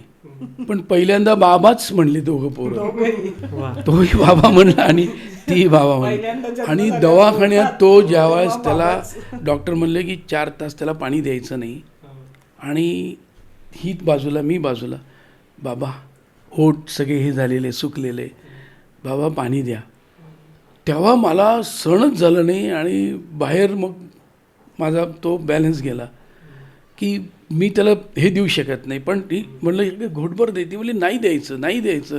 म्हणजे आम्ही शेवटी ओला रुमाल केला आणि त्याच्या होटाला लावला. म्हटलं आत्ता पाणी तुला देता येणार नाहीये, तू फक्त होट ओले केले. जेव्हा प्रसंग येतात ना, असे प्रसंग लक्षात राहतात. हर्षलचं बालपण आम्ही कधी का विसरू शकत नाही. तो कधी हिच्या कडेवर असायचा, कधी माझ्या कडेवर असायचा. तो एवढा गोड दिसायचा लहानपणी की त्याचे गालगुच्छ ओढणे आणि त्याचे ते सिल्की केस व्हायचे, इकडून हवा आली की सगळे तिकडे जायचे, तिकडून का म्हणजे त्याला आम्हाला लोकांची नजर लागू नये म्हणून आम्हाला त्याला घेऊन त्या क्षणाला तिथून निघून जाणं असायचं. आणि तो जास्त आईच्या विषयी, आईच्या अंगावर तो असा असायचा. माझ्याकडे फार कमी यायचा, पण तो नाही रात्रीच्या गप्पा लागायच्या. नाही ते झोपताना कधी पण त्यांनी असं केलं नाही. आणि आमच्या दोघांमध्ये रंगायच्या गप्पा अशा, ते आता सांगावं वाटतं कारण आनंदाचे क्षण आहेत. माझ्या डाव्या खांद्यावर डोकं ठेवून एका पांघरूनच झोपायचो आम्ही. तर मी म्हणायचो माझा मुलगा आहे ना, तो इतकी बाबांना गोष्ट सुंदर सांगतो की बाबा लगेच झोपी जायचे. तो लगेच म्हण नाही नाही नाही माझे बाबा मला ना एवढं काहीतरी सांगायचे की मला काहीतरी चांगलं करावं वाटायचं. नाही नाही नाही नाही पण माझा मुलगा जो आहे ना, हे माझा मुलगा आणि माझा बाबा करत करत करत तो झोपी जायचा. त्याला बंदूक फार आवडायची. बंदूक आणि विमान हे त्याचे 2 खेळणे अतिशय आवडीचे असायचे. आणि बंदूक काही नाही, बंदूक काय करायचं तर बंदुकीने घरात लपायचं आणि डिशूम करायचं. आणि मरायचं कोणी त्याच्या गोळीनी तर त्याच्या बहिणीनी. तिने खाली पडायचं, तिने खाली पडलंच पाहिजेत, नाही तर मग रुसणं. मग ती किती वेळा तरी अशी हो लागली खूप जोरात. म्हणजे या मुलांचं इतकं साधी शांत होती, सालस ऐकायचं नाही, तरी प्रेम एकमेकांचं होतं. अजून त्यालाही ती लागायची आणि काय ते दोघंच राहायचे ना एकमेकांना. आणि दिदीच्या बाबतीत असं म्हणता यायचं की ती जसं हर्षलचे किस्से सांगतो तसं तिला कोणी बोललं की तिचे असे गाल करून बसायची आणि ती मी कुठे आहे ते बघायची. मी कुठे हॉलमध्ये वगैरे कुठे असेल तर माझ्या समोर येऊन उभं राहायची, मी नाराज आहे म्हणून. ही मला खुणवायची, ती नाराज झाली तर मी आपलं म्हणायचं बरं, मी हळूच इकडे तोंड करायचं तर ती परत समोर यायची, मी परत फिरायचो की ती परत जोपर्यंत मी तिची नाराजी दूर करायचो नाही तोपर्यंत तिचा राग जायचा नाही. हे माझ्या मुलांचं रुसणं फुसणं होतं. पण बाकी सगळं एन्जॉय होतं. नाही, पण दोन्ही मुलांनी खरंच लहानपणी काहीच त्रास दिला नाही, हट्ट केले नाहीत की आम्हाला आज हेच पाहिजेत, हे कधीच नाही. कपडे सुद्धा आम्ही जे देऊ तेच घेणार, कशाचेच नाही, काही नाही. छान वाटलं. त्यामुळे आम्ही सारखं विचारायचो का काहीतरी आपण पोरांना करू, काहीतरी करू आपण. आता ती म्हणली जसं आपल्याला एक बघू काहीतरी करू. मग म्हणजे मुलांसाठी काय करता येईल, सारखा विचार ठेवून सुद्धा आम्हाला काहीच करता आलं नाही. मग आम्ही एकच निदान शिक्षणावर तरी आपण फोकस करू, तो आम्ही केला. आमच्या ग्रुपमध्ये ना हर्षल म्हणजे मोठ्या भावासारखा आहे, सल्ले खूप छान देतो तो. त्याचं एक महत्व सांगू का, तो म्हणजे हे काही गोष्टी बॉन्ड जसे मला मिळाल्यात तसे त्याला मिळाल्यात. तो कुठली गोष्ट जी आहे ना, म्हणजे कुठली शिकण्याची असू दे, करायची असू दे किंवा ठरवायची असू दे, त्याचं तो प्लॅनिंग करतोच, त्याचं नियोजन असतं आणि त्याच्यात ठरलेले ठोकताळे असतात की राईटला इतकंच जायचं आहे, लेफ्टला इतकंच जायचं आहे, याच्यापुढे अप अँड डाऊन नसतं, राईट अँड लेफ्ट. आपण कसं करतो बोलताना, आपण आपलं उलट्या बाजून जातो, आपण उजव्या पुढे काय आणि मागं काय, त्याच्या लिस्टमध्ये ते नसतं. त्यांनी जो बेस केलेला असतो तो एवढा कॉन्क्रीट असतो की मग आम्ही आपलं फिरून परत त्याच, हो तुझं बरोबर आहे, असे अनेक वेळा विषय झालेत. तर त्याला बॉन्ड गिफ्ट आहे ती, त्याला ते विचारसरणी म्हणा किंवा तो ठरवतो तो की इथून असंच जायचं आणि असंच यायचं, दॅट्स इट. आणि आता इथं जसं सांगतो तसंच आम्ही सगळेजण आता करतोच, कारण तो ही वॉज ऑलवेज राईट असं म्हणायची वेळ येतेच आमच्यावर नेहमी. मुंबईला जेव्हा हर्षल होता ना शिकत, तेव्हा मी खूप डिस्टर्ब असायचो, कारण एकतर हा उंच पुरा, स्मार्ट, गोरापान, उन्हातून आलं की लाल होणारा. बोल बाबा पोरी, मुंबईच्या पोरींचं काय आपल्याला जजमेंट नाही, मी फॅक्ट सांगतो. मी किती वेळा हिला बोललो, बाबा हा एकदा घरी आला ना, मुंबईला जाताना मला तसं व्हायचं. बाबा त्याला म्हणत, बाबा असं नाकासमोरून चाल आणि असं ये, नाही असं होतं ना, कारण खूप तिथे मुंबईचा हा विषय आपण घेऊच शकत नाही कन्सिडर. ती भीती मला खूप होती, पण तो आला, व्यवस्थित आला. पण मुंबईला तो सर्व्हिस करताना जाता येणार आहे, त्याच्या कंपनीमध्ये काही मुली असतील, ट्रेनमध्ये, जिथे बसमध्ये, काय तिथं बॉम्बेचं काय मुंबईचं काय सांगता येतं आपल्याला. पण स्ट्रगल पण खूप केलं त्यांनी.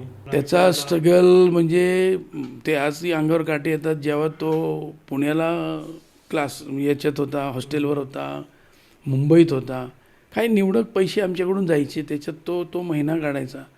मग त्या पैशातून तो थोडासा बसनी प्रवास करायचा, शेअर रेटनी करायचा, मग त्याच्यातले पैसे वाचून वडापाव, म्हणजे आणि त्यांनी स्ट्रगल केला म्हणून तो आज जिथे आहे आणि याच्याही पुढे जाणार आहे का, कारण त्यांनी तो स्ट्रगल केला आहे. कुठलंही माणसाला यश लगेच मिळू नये, त्याच्यासाठी त्याग, सॅक्रिफाईस हे आलंच पाहिजे, केलंच पाहिजे. आणि माझ्या बाबतीत मी जे मगाशी म्हटलो ना, की ज्या गोष्टी माझ्या राहून गेल्या, तो त्या आता अचीव करताना जो आनंद होतोय ना, तो इथे मी व्यक्तच करू शकत नाही. त्या अचीव त्यांनी त्याच्या बेसवर केल्यात, तरी त्याच्यात मला आनंद आहे. अरे यार, मला हे करता आलं नाही. ही प्रत्येकच वडिलांची म्हणा, बापाची म्हणा, एक खंत राहिलेली असते. आणि त्याचं स्वप्न त्या मुलामध्ये तो किती तरी वेळा बघत असतो. आणि मुलगा त्याचा कार्यक्रम, त्याचं मार्गक्रम चालू असतं आणि तोच आनंद घेत बाप त्याच्या वाटेवरून मागून चालत असतो. लहानपणी बापाची करंगळी धरून चालणारा मुलगा पुढे त्याच्या चांगल्या वागणुकीमुळे, मार्गदर्शनामुळे किंवा त्याच्या प्लॅनिंगमुळे त्याच्या मागं आम्हाला जाण्याचा क्षण मिळतो आहे, आनंदाचा क्षण आहे. मी म्हटलं ना, आनंद त्याचा आहे. आता या स्ट्रगलच्या ज्या व्याख्या प्रत्येकाच्या वेगळ्या असू शकतात, पण त्या आहेत, त्या सत्य आहेत, त्या कुठल्याही कारणाने कमी होणार नाहीत आणि त्याला नाकारता येणार नाही. मुंबईत असताना किती वेळा त्याच्याकडे पैसे नसायचे, कमी असायचे, पण त्याचा कॉल यायचा नाही. कधी म्हणायचा की कसं सांगायचं, सारखं कसं आई वडिलांना पैसे मागायचे. हा एक फार मोठा त्याच्याकडे होता. म्हणजे जेव्हा त्याला अडचण असायची तेव्हा सुद्धा त्यांनी ती मागणी करायचा नाही. तो त्याच्यातून कितीतरी दिवस तो तसाच झोपला असेल याची कल्पना आहे मला, कारण तो तेवढा. आणि मला समाधान इथे म्हणायचं की मी भयंकर हळव्या स्वभावाचा आहे, भयंकर सॉफ्ट माझं संयमी स्वभाव आहे. आणि म्हणतात ना, पोरगं स्ट्रॉंग असावं की ते तुम्हाला कुठेतरी तुमच्या राहिलेल्या गोष्टी तुम्हाला ते करून देणारं आहे, लक्षात आणून देणारं, घडवून देणारं. आणि तसं त्याचं व्यक्तिमत्व आहे. तो मला 10 पावलं नाही, चांगले 25-30 पावलं पुढे आज. आमच्या ग्रुपमध्ये ना, म्हणजे मी आणि हर्षल आम्ही दोघंच होतो ज्यांना त्यावेळेस नोकरी नव्हती. म्हणजे अजित, श्रेयस यांना नोकरी लागली होती. निखिलचा काय बिझनेस चांगला सुरू होता. त्याला वाटायची, त्याला ते सारखं इवन दो तुम्ही तिघं होते, त्यात श्रेयसला पण जॉईन झाला होता, तू आणि हाच राहिला होता. आणि त्यावेळेस हर्षल मला वाटतं मुंबईला होतं, सेड ॲक्ट करत होता आणि मी साताऱ्याला होतो, पुणे मुंबई असं काम शोधणं सुरू होतं. म्हणजे आम्ही दोघे असे होतो की काम शोधत होतो, नोकरी शोधत होतो आणि दोघांचे स्ट्रगल सुरू होतं. तर बरेच दिवस झाले होते, जवळपास 6 महिने झाले होते आमची भेट नव्हती झाली. आणि म्हणजे असं पहिल्यांदाच झालं होतं की 6-6 महिने वर्षभर आमची भेट नव्हती झाली. तर मग मी एकदा मुंबईला गेलो होतो काम शोधायला. तर त्याला फोन केला, हर्षलला आमचं बोलणं झालं आणि म्हणलं आता भेटू आपण. आमचं ठरलं की स्टेशनवर भेटायचं. आता हर्षल कसं मस्त लहानपणापासून हेल्दी होता, स्मार्ट होता दिसायला एकदम. तर मी जेव्हा भेटलो तेव्हा म्हणजे मला तर हर्षल ओळखूच नव्हता आला. त्याचं एवढं वजन कमी झालं होतं, दाढी वाढली होती. आम्ही अक्षरशः जवळपास 6 महिन्यानंतर भेटलो होतो आणि दोघांनी एकमेकांकडे बघितलं आणि खरं म्हणजे दोघांच्या डोळ्यात पाणी आलं आणि आम्ही स्टेशनवर सगळ्या लोकांसमोर आम्ही दोघं रडत होतो. खूप दिवसांनी एक तर भेटलो होतो. मग तिथं स्टेशनवर थोडं डोळ्यात पाणी आलं. मग काय गेलो मस्त हॉटेलमध्ये, पोटभर खाल्लं, शेवभाजी खाल्ली आणि मग आनंदी झालो ना आपापल्या घरी गेलो. हर्षलला जेव्हा पहिला त्याचा जॉब लागला तेव्हा मी जालन्याला एका साईडवर होतो. मला अजूनही तो किस्सा आठवतोय. त्याला मला आणि याच्या आईला एकत्रच सांगायचं होतं, पण ती दुकानात आणि मी जालन्याला होतो. मला म्हणलं, बाबा तुम्ही काय करताय, ड्रायव्हिंग करताय? म्हणलं हो. कार बाजूला घ्या. म्हणलं अरे थोडं आत्ताच घ्या, इथे पुढे 1 मिनिट, एक सेकंड पण ॲक्सिलेटर द्यायचं नाही. मी लगी आहे तशी गाडी थोडीशी रोडच्या खाली घेतली, गाडी बाहेर या, गाडी ऑफ करा, झालात फ्री. बाबा मला जॉब लागला. तो क्षण त्याचा एवढ्याच याच्यात बोलल्यानंतर मला असं वाटलं की मला ती मीटिंग्सला जाऊन कन्व्हिन्स करून कंपनीची पॉलिसी सांगून रात्री औरंगाबादला जायचं होतं. पण ती जी ओढ होती ना ती सगळी संपून परत जायची. मग ती मी जसं परत आलो, आपण येताना त्या 7 हिलपासून आत वळलो, गाडी थांबवली. तिथं त्याची फेवरेट कचोरी, गजानन महाराजांची कचोरी, शेगावची कचोरी घेतली. छोटू नाही, तो पुढं होता ना, म्हणजे आमच्या टर्नच्या अगोदर फक्त शेगावची कचोरी होती. मग कचोरी घेतली. आता स्वीट तर काही घेता आलं नाही, कारण तिथं गाडी ट्रॅकमध्ये माझ्याकडे म्हणजे त्या याच्यात कुठले दुकानं नव्हते. पण मला अजूनही तो क्षण आठवतो. आणि तिघं एकत्र बसलो आणि मग तो सेलिब्रेट केला आम्ही त्याच्या याचं. मग त्याला जायचं होतं, मग त्या ट्रेनचं बुकिंग, म्हणजे जो प्रकार घडला ना, म्हणजे जोपर्यंत त्याला जॉब नव्हता तेव्हाचा हर्षल, जॉब मिळाल्यानंतरचा हर्षल आणि जाण्याच्या तयारीतला हर्षल, तिन्ही ॲक्टिव्हिटीज त्याला करताना म्हणजे आम्ही सुद्धा एक्सायटेड होतो की पहिल्यांदा चालला, इकडे चालला आहे. तो मुंबईला लागली होती पहिले त्याला जॉब.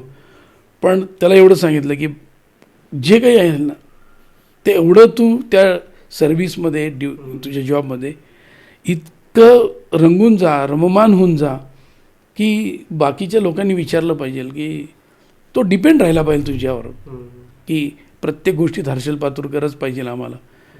हा माझा त्याला सल्ला होता. ताईचा स्वभाव कसा होता लहानपणी? तिचा स्वभाव एकदम शांत, पहिल्यापासूनच कधी हट्ट कसले नाही, कुठली काही मागणी नाही की मला नवीन ड्रेस पाहिजेत वगैरे, असं काही नाही. जे दिलं त्यात आनंदी. फक्त तिला TV पाहायची फार आवड होती. आणि ती कसं आम्ही भाड्याच्या घरात राहत होतो तेव्हा आमच्या 2च रूम होत्या. त्याच्यानंतर मग जेव्हा तिला TV आवडायचा बघायला तर ती असं आजूबाजूला जायची. तर लोकांना जेव्हा ती नको असायची तेव्हा ते म्हणायचे मुद्दाम की जा तुझी आई आवाज देते. मग ती जेव्हा घरात येऊन मला म्हणायची ना की आई तू मला बोलवलं होतं का काकू असं म्हटल्या, मग माझ्या लक्षात आलं की नाही बाबा. मग तेव्हा मी यांच्या मागं लागले की नाही आपण मुलांसाठी तरी TV घेऊ. तेव्हा यांनी 20 रुपये रोजानी छोटा ब्लॅक अँड व्हाईट TV 14 इंची TV घेतला. ती आमची पहिली घरातली वस्तू, मोठी वस्तू म्हणजे स्वकष्टाची. 20 रुपये रोज त्या अण्णा म्हणून तिथे राहायचे ते. आणि TV कितीचा होता? फक्त 3000 रुपयाचा होता.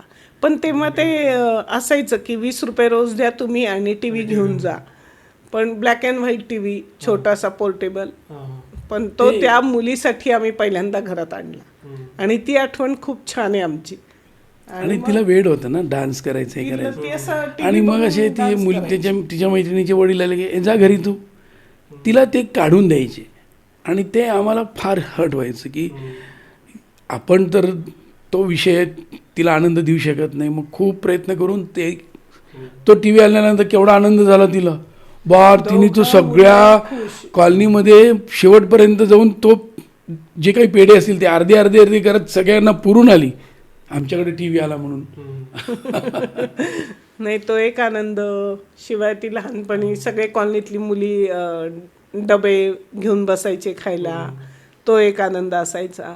पण वाढदिवस असा केकच आणला पाहिजे, तुम्ही केलाच पाहिजे असं काही नाही. आणि शनिवारी जेव्हा आम्ही खुलताबादला वगैरे जायचो तेव्हा दोघंही मुलं मागच्या सीटवर मस्ती भयंकर करायचे आणि त्यांना आवडायचं की एक दिवस तरी आम्ही त्यांना द्यायचो म्हणून. तो एक झाला. त्याच्यानंतर हळूहळू तिने शिक्षण केलं, तिला खेळायची आवड होती.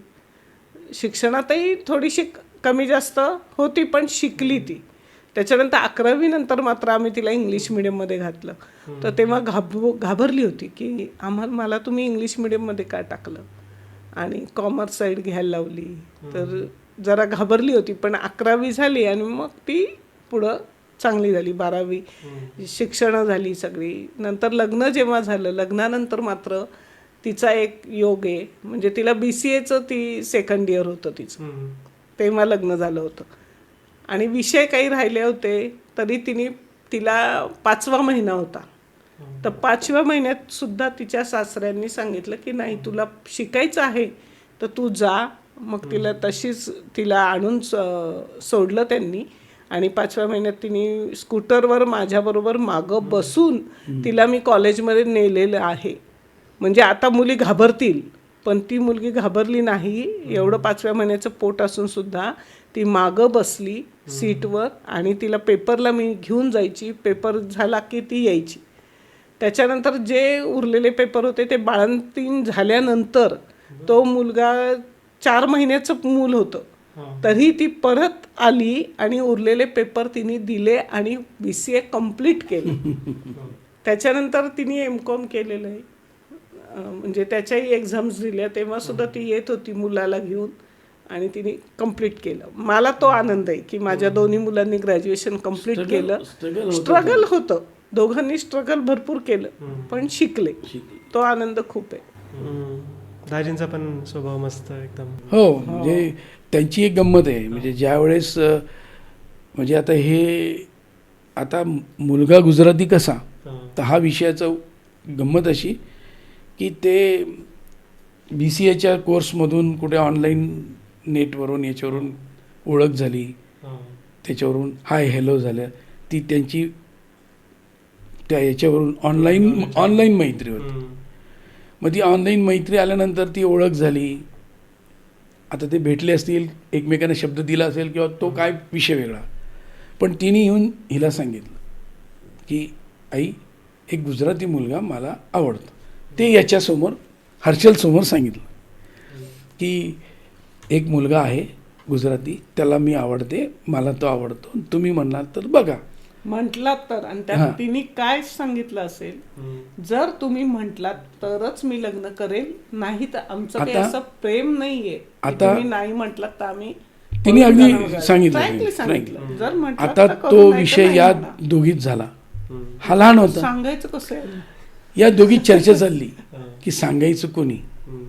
एक दिवशी शॉपवरून घरी आलो, बसलो पाणी प्यायला, तेवढ्यात हा पळत आला, बाबा तुम्हाला एक गोष्ट सांगायची. जसा तो माझ्याजवळ आला तशा त्या रूमच्या दरवाज्यात आल्या की हा बोलतो का आता, हा बोलतो का आता. आणि हा सरळ, बाबा दिदीला एक गुजराती मुलगा आवडतो आणि तिला तो मुलगा आवडतो, लग्न तिची करायची तयारी. म्हणजे धडाधड इनोसंट बोलून गेला हा. त्या दोघी त्याच्यात ऋतुजा गपकन खाली बसली, ही टेन्समध्ये. पण मी शांतपणे या काहीच कोणाशीच काही बोललो नाही. याला काही बोललं नाही, हिला नाही, काही नाही. रात्रभर विचार केला काय करायचं. ह्या दोघी ते एकमेकांना विचारतात काय झालं. मी बोललोच नाही कोणा. रात्र 12 तास सगळ्यांना त्याच्यात गेले. हा तर शांत झोपला. यांनी दिली ती काडी पेटून गंजी लावून. तेव्हा आपला मला आता काय ते बाबा बघतील आता काय. मग मी सकाळी नाश्ता केला. मग या दोघींना बोलवलं. त्या मुला तुला आवडतो बरं, एका अटीवर मी काहीतरी बोलेल, त्या मुलाला 1-2 दिवसात औरंगाबादला बोलवायचं आणि 1 दिवस माझ्यावर राहायचं.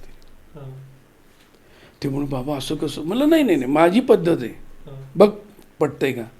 मग तिने त्यांना फोन केला की बाबा असं म्हणतात की बाबांवर 1 दिवस तुम्ही सकाळपासून संध्याकाळपर्यंत राहायचं. माझ्याबरोबर आल्या दुसरी कुठंच जायचं नाही, काही घ्यायचं नाही, फोन कॉल नाही, काही नाही. म्हणजे वधू परीक्षा नाही केली मी, वर परीक्षा केली. झालं. मग ते आले त्या दिवशी स्लिम असे बसमधून उतरले आपल्या हायकोर्टच्या समोर. म्हणजे हायकोर्ट कुठं होतं पहिले, त्या सतीश मोटर्स माहिती का, बाबा पेट्रोल पंपच्या सेंटरला सतीश मोटरच्या समोर तेव्हा कोर्ट होतं, हायकोर्ट होतं, जिल्हा परिषदची ती बिल्डिंग. तिथं ते जळगावून उतरले. मी आपलं घ्यायला गेलो. उतरल्यानंतर ते चालत माझ्याकडे, मला हाच मुलगा असावा, गुजरातीत दिसत होता. म्हणलं दर्शन, हो. ते म्हणले पप्पा पप्पा वगैरे, पप्पा काही डॅडी वगैरे वगैरे. मग त्यांना घेतलं गाडीवर. मला जे आवडतात चहाचे ठिकाणं तिथं घेऊन गेलो. मला जे पान आवडतं तिथं घेऊन गेलो. की हा माणूस सिगरेट ओढतो का, म्हटलं तुम्ही काही सिगरेट, नाही नाही काही नाही. म्हणजे सगळं माझ्या पद्धतीत मी जसं जसं मला छान पान त्यांना घेतलं. मग आम्ही म्हणलं काही नाश्ता करायचा का, नाही नाही नको नको नको. ते थोडंसं टरकून होते ना की आता बाबा हा काय म्हणणार आहे आपल्याला. मग मी म्हणलं बाबा आता यांना हे गुजराती आहे, त्यांना दाल बाटीच आवडती, म्हणून राजस्थानचं होतं याच्यात खडकेश्वरला मेवाडच्या बाजूला होतं ते एक गोविंदा म्हणून फक्त याचंच होतं ते दालबाटीचं रेस्टॉरंट. तो दाल बाटी गट्टे का साग वगैरे वगैरे. मग त्यांना खाऊ घातलं.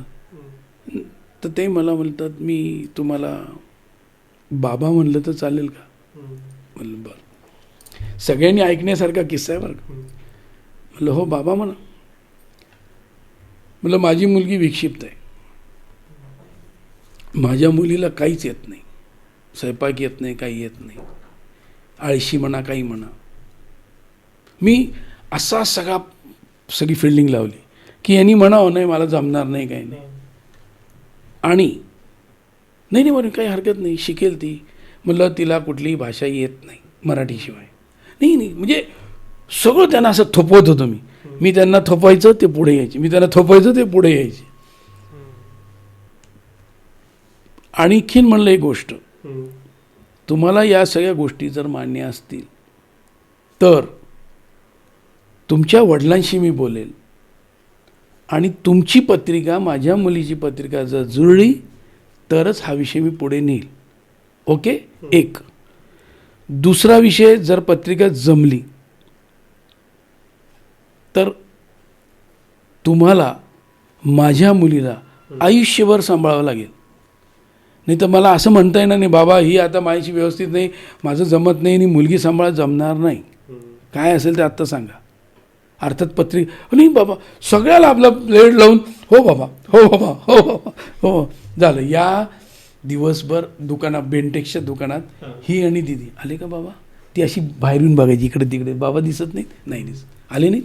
आई 6 वाजले, त्याला गाडी नाही आता जळगावला जायला. ती म्हणली आता ते बाबा आणि ते काय ते बघून घेतील, आपण काही बोलायचं. मग मी काय केलं, त्यांना दुकानात नाही आणलं, त्यांना चहा नाश्ता केला होता. मग गार्डनमध्ये घेऊन गेलो, बागेत, सिद्धार्थ बागेत. भेळ खाऊ घाल. मी भेळ कधी बागेत जाऊन खाल्ली नव्हती. त्याच्या बाजूला आईस्क्रीमवाला आला, साहेब आईस्क्रीम, मला दे आईस्क्रीम. आईस्क्रीम मी कधी खात नव्हतो. आईस्क्रीम खाली माझा घसात 4 दिवस बसला. ते म्हणजे मी सगळ्या गोष्टीमध्ये असं फिरवलं त्यांना की काय, पवनचक्कीवर नेलं सगळीकडे. शेंगदाणे दे, फुटाणे दे, काय म्हणून रिॲक्ट कसा होतो माणूस की वैतागतो का आपल्याला, की आता कंटाळा आहे बाबा, आता नाही मी जातो, मी करतो. त्यांनी कंटाळावा म्हणून मी पूर्ण दिवसभर त्यांना फिरवलं आणि ते कुठंच ते काही झाले. शेवटपर्यंत तो एकच नाही, मान्य मला, तुम्ही म्हणाल, तुम्ही जर ओके म्हणलात, पत्रिका जमली, माझ्या आईवडिलांनी होकार दिला तर तुम्ही होकार द्या. पेशन्स त्यांचे पेशन्स पाहिले की हा माणूस चिडतो का, आपण फिरवतोय, एकदा तरी म्हणतायत का हे की बाबा घरी चला किंवा मला दुकान दाखवा, असं काहीही नाही. म्हणजे या सगळ्याचा त्यांनी आधी अभ्यास केला. टॉयलेटला सुद्धा जाईना ते. मी म्हणलं जायचंय का, जाऊन या तुम्ही. म्हणजे इतकं तो माणूस असाच बसला होता समोर, म्हणजे इतकं समोर अगदी नाक्याप्रमाणे झालं. मी म्हणलं आणि क्लिअर ते अजूनही म्हणतात ना की बाबा, मग एकदा तिला सगळं यायला लागलं ना, या सगळ्या भाषा वगैरे, आणि ती गुजराती झाली, तिने ती सौगंध घेतली, आम्ही फटाके उडवणार, सगळे जैनांचं तिने केलं.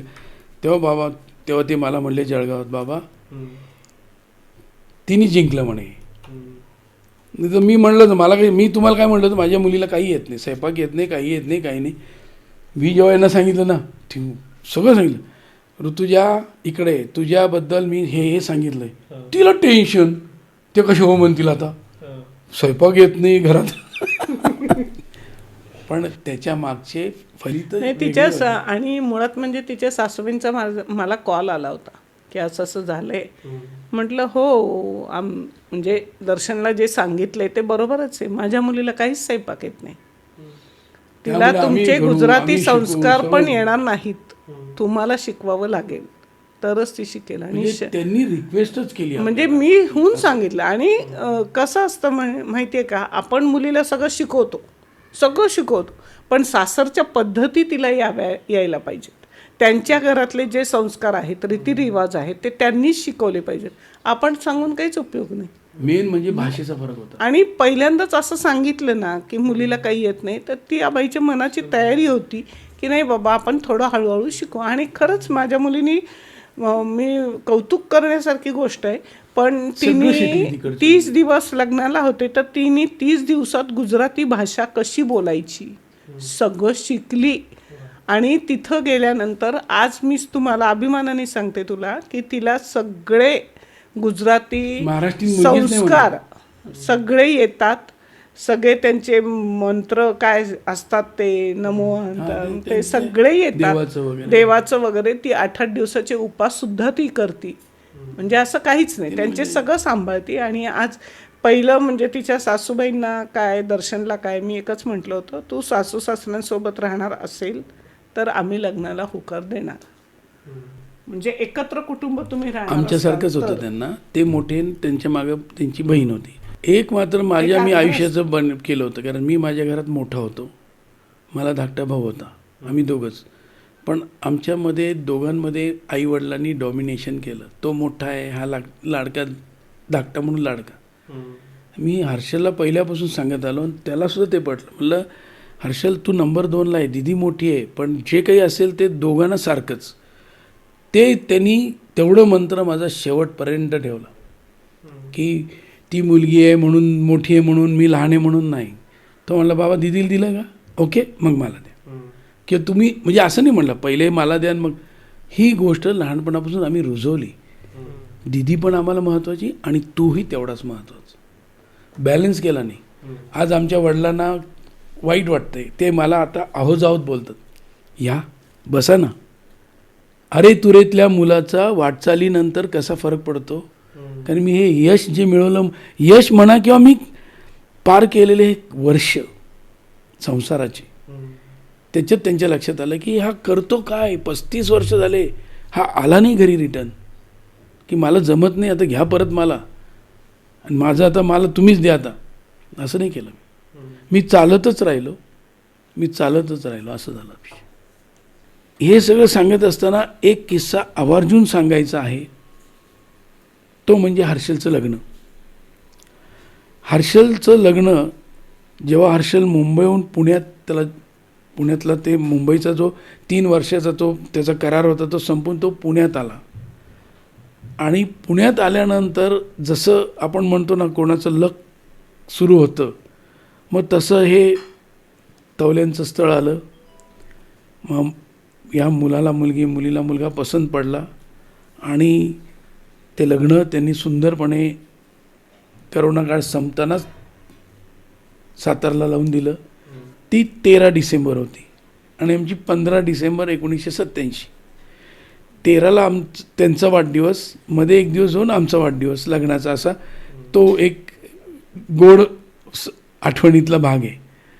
आणि नंतर मग क्षितिजाच्या येण्याने त्याच्या आयुष्याला वेगळी कलाटणी मिळाली, चांगले क्षण आले. तिच्या पायगुणाने टायगून गाडी घेतली.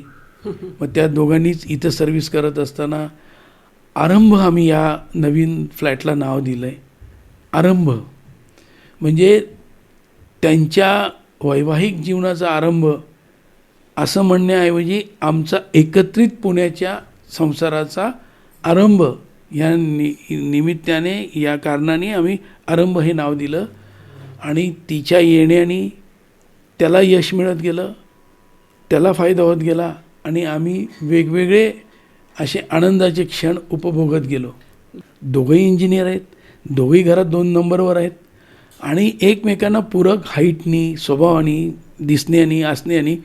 म्हणून आम्ही नवरा बायकोनी ती खूण गाठच बांधली होती की हीच मुलगी सून म्हणून आमच्याकडे आणायची. आणि तिच्या येण्याने नो डाऊट आम्ही नुसतं समोरूनच बोलत नाही आणि अगदी मनापासून बोलतो की तिने आमचं वेलकम चांगलं केलं, आम्ही त्यांचं वेलकम चांगलं करू शकलो.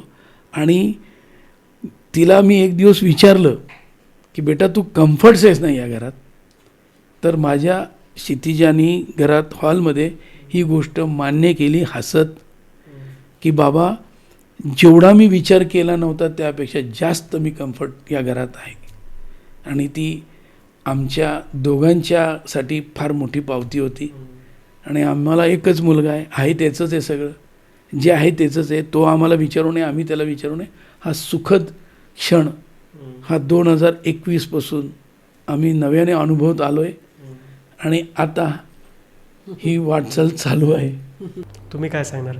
स्वभाव खूप चांगला आहे, समजून घेणारी आहे, कुठल्याही कामाला नाही म्हणत नाही.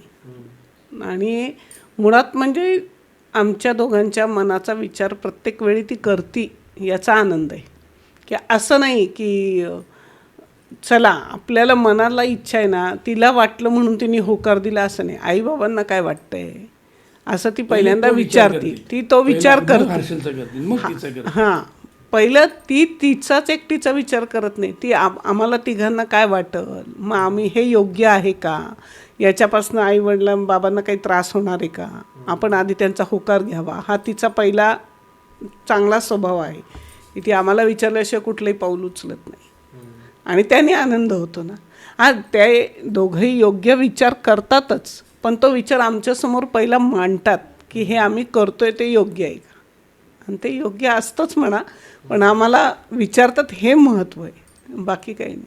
चांगला आहे, स्वभाव छान आहे. एक गोष्ट म्हणजे मला लहानपणापासून अतिशय डेकोरेशन करायची आवड. महालक्ष्मी माझ्याकडे 2च सण मी करतो, गणपती आणि महालक्ष्मी, मनापासून करतो.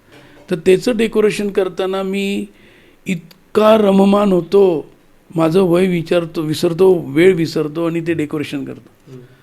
आता एज फॅक्टर आला, पण ही परमेश्वराने म्हणतात ना की रिलीफ द्यायचा कसा विचार आहे, तर ती इतकी सुंदर आर्टिस्ट आहे आणि इतकं सुंदर डेकोरेशन करतं. हिच्या तिच्या आयडियानी मी मागं झालो, मी शांत बसलो, मला आनंद झाला की माझं प्रतिनिधित्व माझ्यापेक्षा काही पटीने चांगलं करते. म्हणायचं तुम्हाला एवढी डेकोरेशनची आवड आहे, तुम्ही पुढं कोण करणार आहे, तुम्ही हे कमी करा. म्हणजे मी नेहमी त्यांना म्हणायची की हे कमी करा, कारण मी दुकानात असायची, यांचा जॉब असायचा, हे सहज 2 दिवस सुट्टी मारायची आणि खूप डेकोरेशन करायचे. नेहमी म्हणायचे बाबा कोण करणार, तुम्ही एवढं नका करू, थोडक्यात करा. ते म्हणायचे की नाही हाऊस आहे. आणि आज ते म्हणतात बघ देवाने माझं ऐकलं की नाही, मला माझी सून लेकीसारखी मिळाली की नाही, बरोबर सगळं करते म्हणे ती व्यवस्थित. बघावंच लागत नाही, हे सगळं हौशीने डेकोरेशन करणार आणि विचारणार हे करायचं का ते करायचं. बळजबरीचं तिला, म्हणजे तिला पण हर्षलसारखं थांबा बाई, बस बस बस आता बस झालं एवढंच. तिची जी हाऊस, तिची करण्याची चिकाटी ही आहे. मग ही काय आयडिया सांगते, ही आयडिया सांगितली की ती पुढं, पहिले तिला थांबायचं सोडून मग हे दोघी पुढं, म्हणजे या दोघींना पुढं मागं घेताना त्याला मग हर्षलला, म्हणजे आम्ही आता असिस्टंट आहे, बाबा एवढं आणून द्या चिकटपट्टी, बस एवढी फुलपट्टी आणून, नाही तर तेच आणतात दोघं जाऊन. काही अडलं तरच मला सांगतात. आधी आमचा विचार होता साताऱ्यात घर घ्यावं म्हणून, पण नंतर हर्षलचा आणि क्षितिजाचा विषय निघाला की पुढं जाऊन आपल्याला जर दोघांचेही जॉब पुण्यात आहेत, तर पुढं जाऊन आपल्याला जर पुण्यातच राहायचं आहे आणि एकत्रच राहायचं आहे आपल्याला, तर मग साताऱ्यात का घर घ्यायचं. त्यामुळे मग म्हटलं बघा घर, पण असं वाटलं नव्हतं की इतक्या हार्ड अँड फास्ट होईल. म्हणजे तो पण या दोघांनी मनावर घेतलं, दोघंच फिरत होते, केलं सगळं, भरपूर घरं त्यांनी पाहिली, भरपूर बिल्डरकडे जाऊन आले, परत अभ्यास केला, अभ्यास केला. खूप केलं. म्हणजे नो डाऊट, म्हणजे ज्या चिकाटीने आपण आज आधारमध्ये बसून बोलतोय याचं श्रेय त्या दोघांनाच आहे. छान वाटतंय आज आरंभमध्ये आम्ही सगळे एकत्र नवीन राहतोय गोष्टीचा याचा आरंभ आनंद आहे. होतो. आणि आधार आम्हाला होता आहे. आरशाने आम्हाला थोडीशी साहित्यिक क्षेत्रात चांगली ओळख निर्माण करून दिली आणि आरंभपासून ही आमची नवीन या 3 आ मध्ये आम्ही आहे. आणि योगायोगाने माझ्या बायकोचं नाव पण अनिताच आहे. म्हणजे एकंदर वास्तू लाभ, सुनबाईचा लाभ, यांच्या सहवासाचा लाभ, हे सगळं मिळत गेलं आहे आम्हाला. असावं आपलं घरकुल छान, हे जेवढे शब्द शांत वाटतात, तर ते छान आणि तो मान आणि ती सत्यता याच्या पलीकडे जाऊन मी म्हणतो की घर केले यांनी आधाराचे, नाव केला आरंभ, आणि पातूरकरांच्या या सगळ्या साहित्याचा, नवीन वहिवाटीचा झालाय प्रारंभ. वा, फारच मस्त. मग तुमच्या पुस्तकांचा आरंभ कसा झाला? साधारणतः ही 16 जानेवारीमधले महिन्यातली गोष्ट असेल. माझा एक बालमित्र मुळे म्हणून तो आला होता दुकानात, समोरून चालला होता. आमचं मार्केटमध्ये दुकान असल्यामुळे आणि आमच्या समोर कुमार शर्टचं शोरूम असल्यामुळे बरेचसे लोक ओळखीचे येत असतात. तर तो त्याच्या शर्ट घ्यायसाठी आला, तेव्हा त्यांनी मला बघितलं, राहत आला आमच्या शोरूममध्ये. आणि मग त्याने विचारलं काय चाललं आहे, कसं चाललं आहे, तुझं आहे का, काय करतोस. म्हटलं बा हे व्यवसाय वगैरे. बहिणी पण असतात का, म्हटलं हो ही तीच सांभाळते. मग तू काय करतो, म्हटलं मी काय दुकान, आम्ही एकमेकांना साथ देत करतो आहे. अरे हो म्हटलं मी काही कविता वगैरे लेख लिहितोस, मग काही त्याचं प्रकाशन वगैरे केलंस का काही. नाही नाही म्हणलं मी लिहितो. मग तू लिहून नुसतं ठेवतो, काय उपयोग ते आशा करण्याचं. लिहू नको आशाने, लिहायचं तर प्रकाशन करण्यासाठी लिहायचं, नाही तर काही उपयोग नाही. मी लिहितो म्हणे, राग नको येऊ दे तुला. आणि तो हिच्यासमोर बोलत होता मला, त्यामुळे ते हिला जास्त हट झालं की माझा मित्र येऊन तिच्यासमोर मला हट करून गेला, बोलून गेला. आणि मी शांत बसलो. मग तिच्या डोक्यात ते चक्र चालू लागले. मला म्हणे आत्तापर्यंत किती कविता झाल्या असतील तुमच्या. मी म्हणलं झाल्या असतील 150-200 कविता. नाही मग त्याच्यातून आपण निवडून काही कविता बाहेर सिलेक्शन करून काढूयात आणि बघूयात. म्हटलं ठीक आहे बघूयात. मीला हो लावलं, कारण हे मला माहिती आहे की खर्चिक गोष्ट आहे. तुम्हाला स्वतःला प्रकाशन करायचं म्हणजे 70-80 हजार तर या गोष्टी लागणार. मग तिने दिदीकडे, हर्षलकडे या गोष्टींची विषय काढला की असं बाबांचं का आपण कवितांचं पुस्तक काढू नये, ते करतात, आपण नाही केलं तर कोण करणार, करूयात आपण. मग ते फारच घरच्यांनी मनावर घेतलं. ही पुढं, हिच्या पुढे हर्षल, तिच्या पुढे दिदी. मग ते करून त्यांनी सगळं ड्राफ्ट करून, त्यावेळेस आम्ही कुठल्या प्रकाशकाकडे गेलो नव्हतो. आम्हीच आपलं एडिटिंग, ड्राफ्टिंग सगळं आम्हीच करून, पण ते पुस्तक 2016 साली आम्ही प्रकाशित केलं. त्याला त्यावेळेस हास्याभिनेता म्हणजे तो अभिनेता तो मुंबईचा आला, तो त्याचं नाव सांगतो मी, डॉक्टर त्रिवेदी म्हणून काहीतरी, मिश्राजी म्हणून, तो त्याच्या हाताने आणि जालन्याचे आमदार यांच्या हाताने त्या पुस्तकाचं आम्ही प्रकाशन केलं. तो कार्यक्रम चांगला झाला. पण तिथून पुढे म्हणजे एक कविताचा संग्रह 1000 बुक्स आम्ही बनवले. त्या 1000 बुक्सचा आम्ही विषय असा ठेवला की 100 कविता आम्ही त्याच्यात केल्या आणि 100 रुपयाला पुस्तक ठेवलं. म्हणजे 1 रुपयाला एक कविता तर कोणीच विकणार नाही. पण असा विषय घेतला की बाबा त्याच्या संकलनातून कोणाला त्या मुलांना काही लहान गरिबाच्या मुलांना काही देता आलं तर बघू. असं करून त्या संकलनातून तो पैसा हिच्याकडे जमा करून आम्ही तो वाटून टाकत होतो, येत होतं तसं. म्हणजे हा विषय आमचा तिथे संपला होता. म्हणजे विक्रीच्या माध्यमातून गरजूंना मदत केली, तो विषय संपला. त्याच्यानंतर कालांतराने 2016पासून आमचा व्यावहारिक व्यवहार चालू होता, सगळं होता. त्याच्यानंतर 2024ला आम्हाला परत सातारमध्ये हा योग आला. त्यावेळेस मात्र आम्ही रीतसर पुण्यातल्या प्रकाशकाकडे जाऊन ते पुस्तकाच्या कथा दिल्या. ललित लेख संग्रह काढायचा होता. खरं लेख संग्रहाची भूमिका माझी पहिली होती, काव्यसंग्रहाची नंतर होती. पण काव्यसंग्रह पहिल्या येऊन गेला आणि नंतर आरसा नावाचा ललित लेख संग्रहाला. त्या ललित लेख संग्रहाला आरसा पण हेच नाव दिलं होतं. आणि तो आरसा इतका छान लोकांना वाटला की हा आरसाकार पातुरकर म्हणून आता महाराष्ट्रात लोकांकडे ओळख झाली. तरी त्या ललित लेख 100 लिहिलेले आहेत त्यांनी, त्याच्यातले 50च प्रकाशन झालेले. 50 तर तयार आहेत अजून पुण्यात. एक पुण्यात तयार आहेत 50, पण ते अजून काही कालांतराने योग यायचा असतो ना, तो आल्यानंतर पुस्तक त्याचंही परत प्रकाशन होईल. त्याचं होईल. करायचं तर आहे. आणि मग तो माझा हा साहित्याचा हा जसा प्रवास घोडदौड चालू आहे ती या 2025 म्हणजे माझ्या खऱ्या, आणि 2024ला ते प्रकाशित झालं. दुसऱ्या वर्षी नॉमिनेशन्स असतात की 1 जानेवारी 2024 ते 12 डिसेंबर 2024मध्ये प्रकाशित झालेले काव्यसंग्रह, ललित लेख संग्रह, कादंबऱ्या याला उत्तेजनात आणि भरपूर प्रमाणामध्ये महाराष्ट्रात आता मंडळं आहेत की जे ते हे ऑर्गनाईज करतात आणि आपले लेख मागवतात. तर मी कमीत कमी महाराष्ट्राच्या जवळजवळ 18 ते 20 जिल्ह्यात हे पुस्तकं पाठवले आणि त्याचे पुरस्कार आता येऊ लागलेत. आणि हे वर्ष खऱ्या अर्थाने माझं गोल्डन वर्ष म्हणून म्हणता येईल, कारण प्रत्येक महिन्यात एक पुरस्कार मिळत गेला आहे.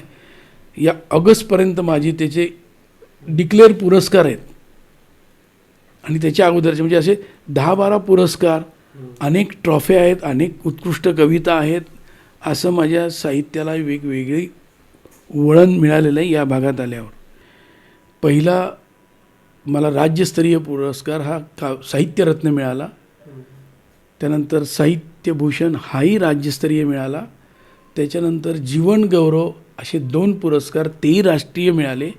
पण सर्वोच्च पुरस्कार जो आहे माझ्या आयुष्यातला हा नॅशनल पुरस्कार आहे, ज्याला राष्ट्रीय पुरस्कार म्हणलं जातं. आणि या सगळ्या पुरस्कारांमध्ये मला मिळालेलं हे यश हे माझं एकट्याचं नाही आहे, माझ्या या वाटचालीमध्ये सर्वांचा तेवढाच भाग आहे. त्या सर्वांनी मला त्यासाठी वेळ दिला, प्रोत्साहित केलं आणि माझ्याकडून हे साहित्य रचना घडली. असं हे आमचं साहित्याने भरलेलं कुटुंब आहे.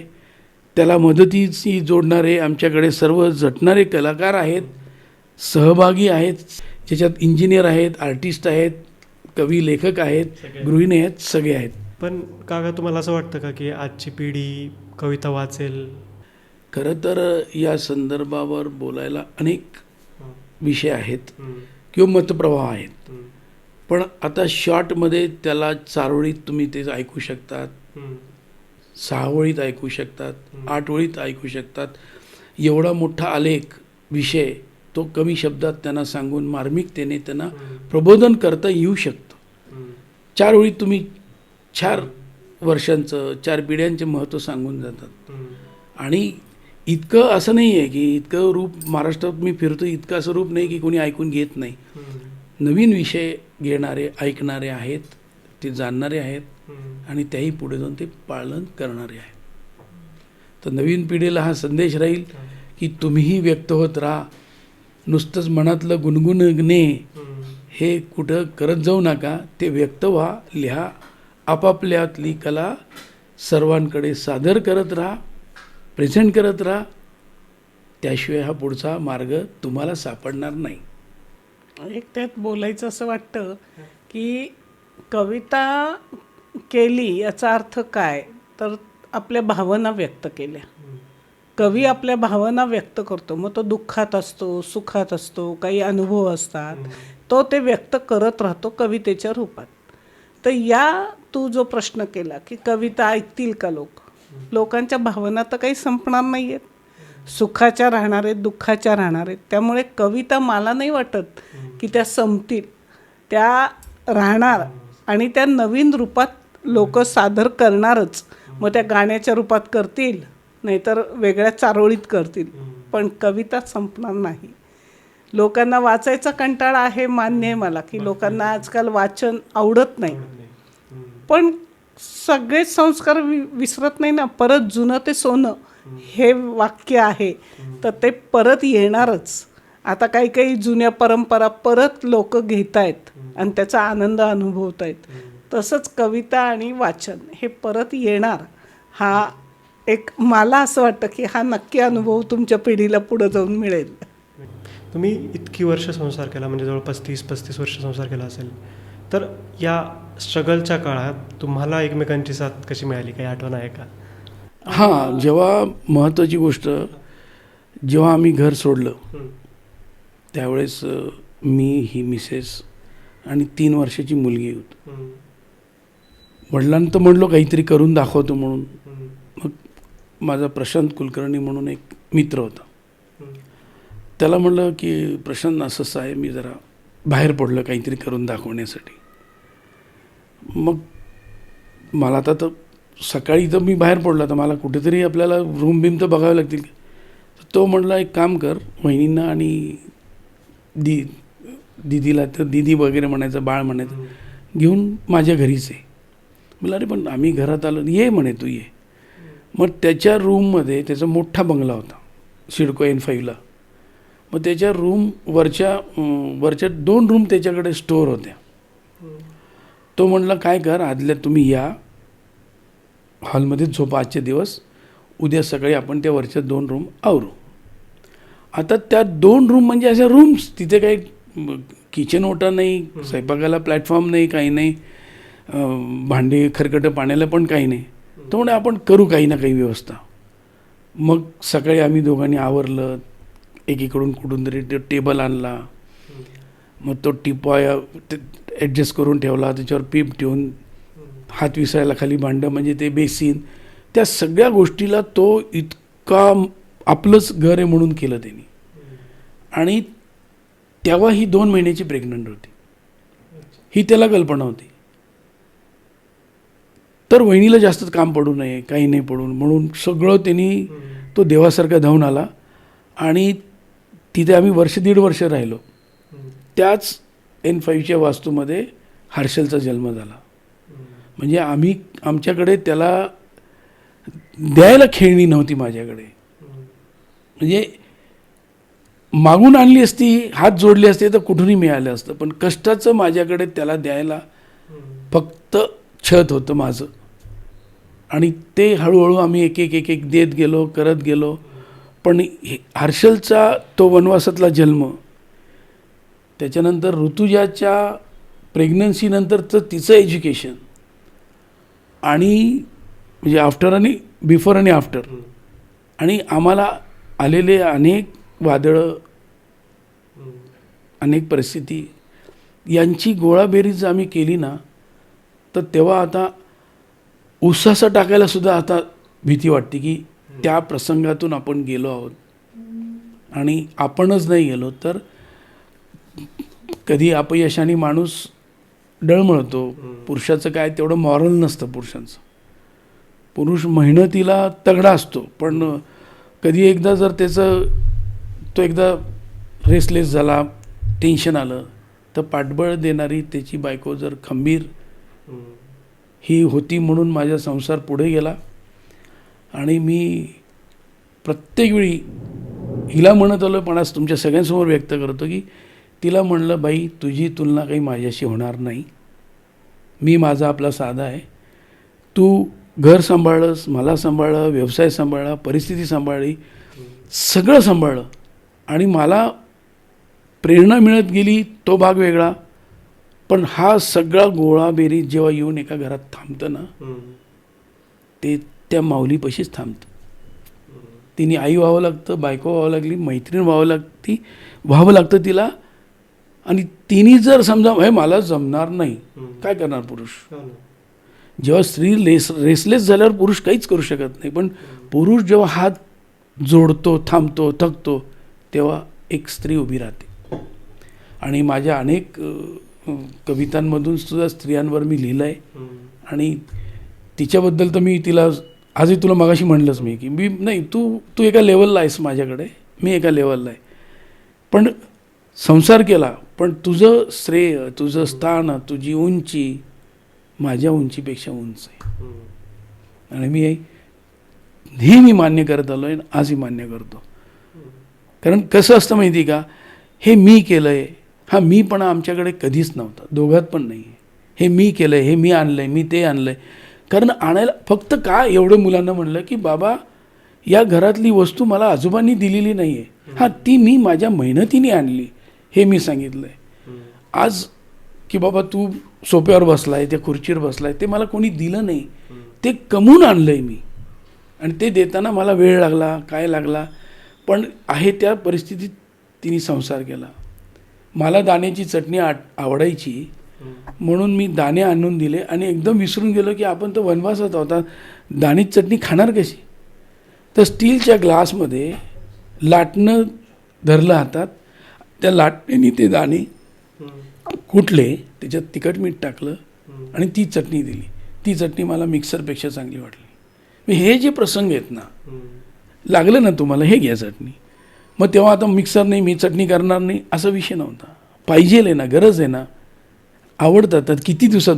म्हणजे ह्या गोष्टी जेव्हा जोडीने सोडवल्या जातात, मग ती खाण्याची असो, ती आवडीची असो, ती पाहण्याची असो, ती वागण्याची असो, ती बोलण्याची असो, समोरच्या माणसाने तुम्हाला समजून घेताना जे सॅक्रिफाईस होतं ना, ते मी अनुभवलं आहे. आणि कदाचित थोडंफार माझं तिने अनुभवलं असेल, पण मी अजून परत म्हणतो, आमच्यात तिचं स्थान उंच आहे, माझं खाली आहे. पण आम्ही आपलं आहे शेवटून नाही, हे शेवटून संसार. आता आपण असं एखादी समजा आता कमवून आले 100 रुपये, त्यांनी पोट भरतं का? त्या 100मध्ये युटिलाइज करून, त्याची सांगड करून 2 घास जेव्हा ती माऊली तुमची अर्धांगिनी तुम्हाला देते, ते सगळ्यात श्रेष्ठ. माझ्याकडे 5-5, 10-10 रुपये राहिले ना, मी 10 रुपयात कोथिंबीर आणायचो, 10 रुपयात पालक आणायचो. म्हणजे असे क्षण काढलेत आम्ही. आणि ज्यावेळेस आयुष्यातून पहिल्यांदा सायकल चालवली, तेव्हा हा नव्हता, तेव्हा माझ्या पाया सुजले होते, मला कधी सवय नव्हती सायकलची. हा लहान होता हा लहान होता. मग हिनी आणि त्या छोट्या दिदीने आमच्या आपल्या पॅन्टच्या 2 साईडच्या हे असतात ना शिलाई, त्याला ब्लेडनी कापून बाई मोठ्या केल्या, त्यातून माझा पाय आला. म्हणजे संघर्ष खूप केलेत. पण कधी असं म्हणलं नाही वडिलांकडे जाऊन, तुम्ही मला बाहेर काढलं, मला किती त्रास झाला. माझ्या बायकोला मी गजरा आणून देऊ शकलो नाही, का तिला फिरायला घेऊन जाऊ शकलो नाही. आजच्या या मीटिंगचं सार सांगतो मी. 35 वर्षाच्या संसारामध्ये आज जरी मी तिला गजरा आणून दिला, तरी तो क्षण गेला. तो त्यावेळेस एक्सपेक्टेड होता, तो मागणीचा होता, त्यावेळेस मी देऊ शकलो नाही. का तर मीच बाहेर घेऊन पडलो होतो हिला. मी काय करणार? 10 रुपयाचा गजरा घेणार का 20 रुपयाचा घेणार, का त्याच्यात मी भाजी आणणार? म्हणजे हे इतके क्षण आहेत ना, ते आज तू आम्हाला एवढं त्या भागात घेऊन गेला आहेत. एक छोट्या छोट्या आठवणीत आम्ही आज, म्हणजे आजची रात्र तर आम्ही झोपूच शकणार नाही. कारण आज आम्हाला जो दिवस आमच्या मुलांनी किंवा आम्ही आज बघतोय ना, ते असं आम्ही खडबडून उठतो, अरे आज मी पुण्यात आहे, आज मी सातारला आहे, असं रिलाईज होतं. कारण क्षण जगलो आहे.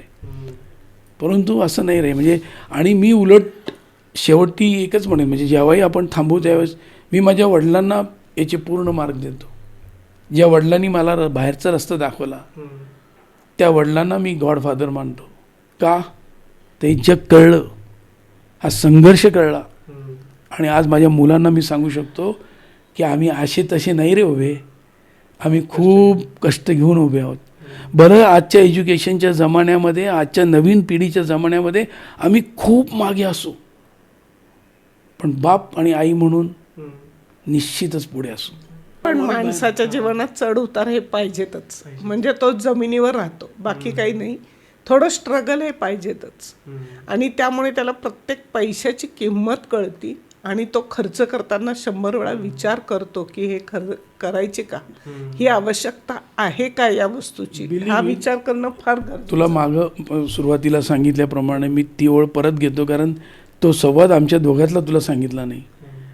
जेव्हा विषय घेतला की बाबा जो प्रवास झाला डिस्ट्रीब्युटरशिपच्या नंतरचा, की दोघांमध्ये ही म्हणायची मी सर्व्हिसला जाते, तुम्ही दुकानदारी सांभाळा, तेव्हा मी म्हटलं कोणी माणसांच्या नजरा वाईट असतात, त्रास देण्याची भूमिका असते, आपले 2 लहान पोरं आहेत, तू दुकानदारी कर आणि मी बाहेर पडतो. अक्षरशः मी ज्यांच्याकडे जॉब मागायला जायचो ना, तेव्हा त्याशी वरतून खाली बघायचे, खालून वर बघायचे, हा माणूस काय काम करणार, कारण कामाची सवयच नव्हती कधी. मोठ्या घरात, मोठ्या बंगल्यात, मोठ्या पातुरकर या नावात आम्ही राहिलेलो. पण जेव्हा एके ठिकाणी मला जॉब मिळाला आणि त्याची पगार होता ₹4,000, बिलीव्ह इट, आणि मी तो हिला येऊन सांगितला की मला ₹4,000 पगार. ती म्हणली नका करू, किती तुम्ही अजून किती स्वतःला हे करणार. म्हणलं नाही, आज 4,000 जर मी घरात काही आणून देऊ शकलो तर तुला थोडीशी दुकानदारीला मदत होईल. म्हणजे विचार कर, ते ₹4,000 मी तो जॉब आनंदाने केला. लोक औरंगाबादमध्येच काही लोक मला म्हणायचे, अरे पातुरकर इकडे, हो मी इथेच आहे. मी कधी असं म्हणलं नाही, मी लपलो नाही, मी मनात असं आणलं नाही. मी असं नाही म्हणलं की म्हणजे याला काय गरज आहे, याच्याकडे काम करणाऱ्या माणसाला 10,000 पगार आहेत. हे फॅक्ट आहे. भांडी दुकानामध्ये माझ्या मुनिमजीला 10-12 पगार होता आणि मी ₹4,000 पगाराने त्या होजियरीच्या दुकानामध्ये कामाला होतो. पण मी कमीपणा समजलो नाही. मला बनेन निकरचं काम आलं होतं लोकांना दाखवायचं, पण तेही केलं मी. पण कधी असं म्हटलं नाही की कुठे आपण आहोत, काय आहोत. डबाही करून द्यायची, पण त्या क्षणाला आम्ही जगलो. तेव्हाच जर आम्ही डगमगलो असतो, सोडून दिलं असतो, तर हे आत्तापर्यंत एवढा प्रवास घडलाच नसता. आणि ज्यावेळेस मी उंचीवर होतो, मोठ्या प्लॅटफॉर्मवर होतो, तेव्हा त्याच्यानंतरच्या प्रवासात, त्याच्यानंतरच्या त्रासात कोणीही माझ्या फॅमिलीतलं जवळ आलं नाही. उलटं सगळे काय म्हणजे अजून हा संपला नाही, ही भाषा होती. म्हणजे संजय पातुरकर जगतोय कसं अजून, भांड्याच्या दुकानातून दुकान टाकतोय, वरती जातोय, खाली येतोय, दुसरीकडे नोकरी करतोय, हा माणूस स्वतः संपवत का नाही. इतके कॉम्प्लिमेंट्स, एवढ्या शुभेच्छा पाठीला बांधून आम्ही वाटचाल केली. मग ही दुकानात बसत असताना लोक म्हणायचे, अनेक लोक येतात. आपला समाज कसा, तेव्हा कोणी बायकांना बसवत नव्हतं ना दुकानात, आणि आमच्या पातुरकर घराण्यात तर ती सवय नव्हती. लोक येतात, कोणी लेडीजनी दुकानात बसावं पातुरकरांच्या विरोधात. आणि आज अशी स्थिती आहे की पातुरकरांकडे सगळ्या बायका बसायला लागल्यात दुकानात. आणि शिवाय म्हणजे मला मात्र सगळ्यांनी आधी नाही म्हणून केलं, पण आज सगळ्या बसतायत. सगळ्यांनी काउंटर सांभाळायला सुरुवात केली आहे. पहिल्यांदा विरोध झाला. म्हणजे जेवढं मी केलं ना पातुरकरांसाठी, त्याची यांनी ओढली पातुरकरांनी. पण कधी म्हणलं नाही की तो चालणारा संजय पहिले होता, कधीच बोलले नाही. आणि कोणी त्याचं हे पण नाही केलं. अगो तुम्हाला काकांची साथ कशी मिळाली? कारण लग्नापासून त्यांची साथ खूप उत्तम आहे. प्रत्येक गोष्टीत थोडंसं कधी मिळतं नाही जुळलं तर आपण कुठली गोष्ट चिडून जरी बोलली तरी ते शांतपणाने ऐकणार आणि समजून सांगणार. पण तो वेळ घेणार, थोडंसं थांबून मग सांगणार ते की नाही असं नाही, त्याच्यासाठी असं केलं तर ती योग्य गोष्ट होईल, हे ते सांगणार. थोडंसं आहे माझा रागीट स्वभाव, हे मी मान्य करते. पण कधी राग येतो तर कुठल्याही गोष्टीच्या लिमिट संपल्यानंतर आपल्याला राग येतो. मग त्यावेळेला जरा सांगावं लागतं की हे आता अति होईल या गोष्टीच्या. कसं आहे, जेव्हा आमची दुकानदारी झाली ना तेव्हा यांनी भरपूर गोष्टी म्हणजे आमच्या नात्यातल्या लोकांना सांभाळून घेण्यासाठी त्यांनी उदार मत ठेवलं. पण जेव्हा आमच्या अडचणीच्या काळात कोणीच मदत आम्हाला केली नव्हती. पण यांनी मात्र त्यांच्या अडचणीच्या काळात भरपूर मदत केली आणि स्वतःवर टेन्शन घेऊन त्यांनी मदतीचा हात भरपूर दिला होता त्यांना. मग तिथं आम्हाला थोडंसं आमचं व्हायचे खटके की का म्हणून आपण इतकी सूट द्यायची. हा तेवढ्यापुरताच भाग असायचा. 2 दिवस लागलीच, अर्ध्या तासाला आम्ही शांत व्हायचो. आमच्याकडे ती एक चांगली गोष्ट आहे की जरी काही थोडंसं आमचे खटके उडाले तरी आम्ही 10-15 मिनटंच, त्याच्यानंतर आम्ही परत सगळे शांत होतो की आहे ते मनातलं मोकळं करणं, बस याच्यावर आमचं काही नसतं. ते एक होतं. आणि म्हणजे गाडी शिकवणं, दुकानदारीत सेल्समनशिप पुढं. त्याच्यानंतर माझी जी आवड आहे, मला रांगोळी काढायची आवड आहे, तर त्याच्यासाठी मी म्हणायच्या अगोदरच त्यांनी 10 रंग आणून देणं. शिवाय मला झाडांची खूप हौस आहे. तर सातारा आल्यानंतर, औरंगाबादला होती झाडं, नाही असं नाही, कुंडीमध्ये लावत होते, पण सातारला आल्यानंतर तिथं आजूबाजूला जागा भरपूर होती बाहेर जमिनीवर लावायला. तर माझ्यासाठी स्वतः कास पठारावरनं त्यांनी 5 ते 6 गाड्या माती घेऊन आले, ती टाकली, मला जी पाहिजे ती रोपं त्यांनी आणून दिली आणि सुंदर बाग मी निर्माण केली तिथे. म्हणजे अक्षरशः भाजीपालासुद्धा मी तिथं लावला. म्हणजे माझ्या जेवढ्या काही इच्छा होत्या ना त्या त्यांनी सगळ्या पूर्ण केल्या. मला बंगईची हौस होती तर बाहेर बंगई लावून दिली. असं नाहीच की मी कुठला शब्द म्हटले आणि त्यांनी ती पूर्ण नाही केल्या. सगळ्या इच्छा वाजवी होत्या माझ्या, साध्या इच्छा होत्या की बाग असावी, बंगई असावी, मन मोकळं असं आपलं स्वतंत्र छान राहावं, दोघांनी टाईम स्पेंड करावा. तर ते तेवढं आपली बाहेर जायचो रविवारी, मुलांची लग्न छान व्हावी, ती पण झाली. डोक्यावर काही टेन्शन नको राहायला, कर्ज वगैरे नको राहायला, तर ते तेवढं मनासारखं झालं सगळं. अजून काय सांगा. कविता ते सुंदरच करतात, त्याचा प्रश्नच नाही. पण प्रत्येक कविता झाल्यावर ते मला पहिल्यांदा ऐकवतात, याचा आनंद जास्त वाटतो. पहिली मी जे काही लिहिले वगैरे ते तिला ऐकवतो. कारण मी जगासाठी जरी लिहित गेलो असेल, मी कोणासाठी जरी त्या विषयात जात असलो तरी तो हिला वाचायला देणं, तो मला आनंद तिच्यापेक्षा जास्त व्हायचा की अगं मी हे नवीन काहीतरी केलं आहे, बघ कसं आहे. मग तिला वाटली ती शब्द सुचवायची आणि सुचवलेला मी लगेच, मला पटलं नाही, ठीक आहे, ती म्हणली लगेच. आणि असं आम्ही केलं आहे की मी कधी फार असं क्वचित प्रसंग आला की मला द्यायचं आहे लिहून कोणाला आणि तिच्यापर्यंत मला पोचता आलं नाही, सातारा पुणे, तर तसं क्वचित घडलं. पण जरी असलं तरी मी तिथून व्हॉट्सअप करतो की बघ मला आत्ता पाठवायची आहे, द्यायची आहे. ती ओके म्हणली, मी पाठवले की त्या म्हणजे पहिला घरचा अभिप्राय की ओके हे लोकांना आवडेल. म्हणजे आपण जेव्हा एखादी भाजी बनवतो तेव्हा चमचेची टेस्ट कशाला करायला देतो, हे बघ रे कसं वाटतं.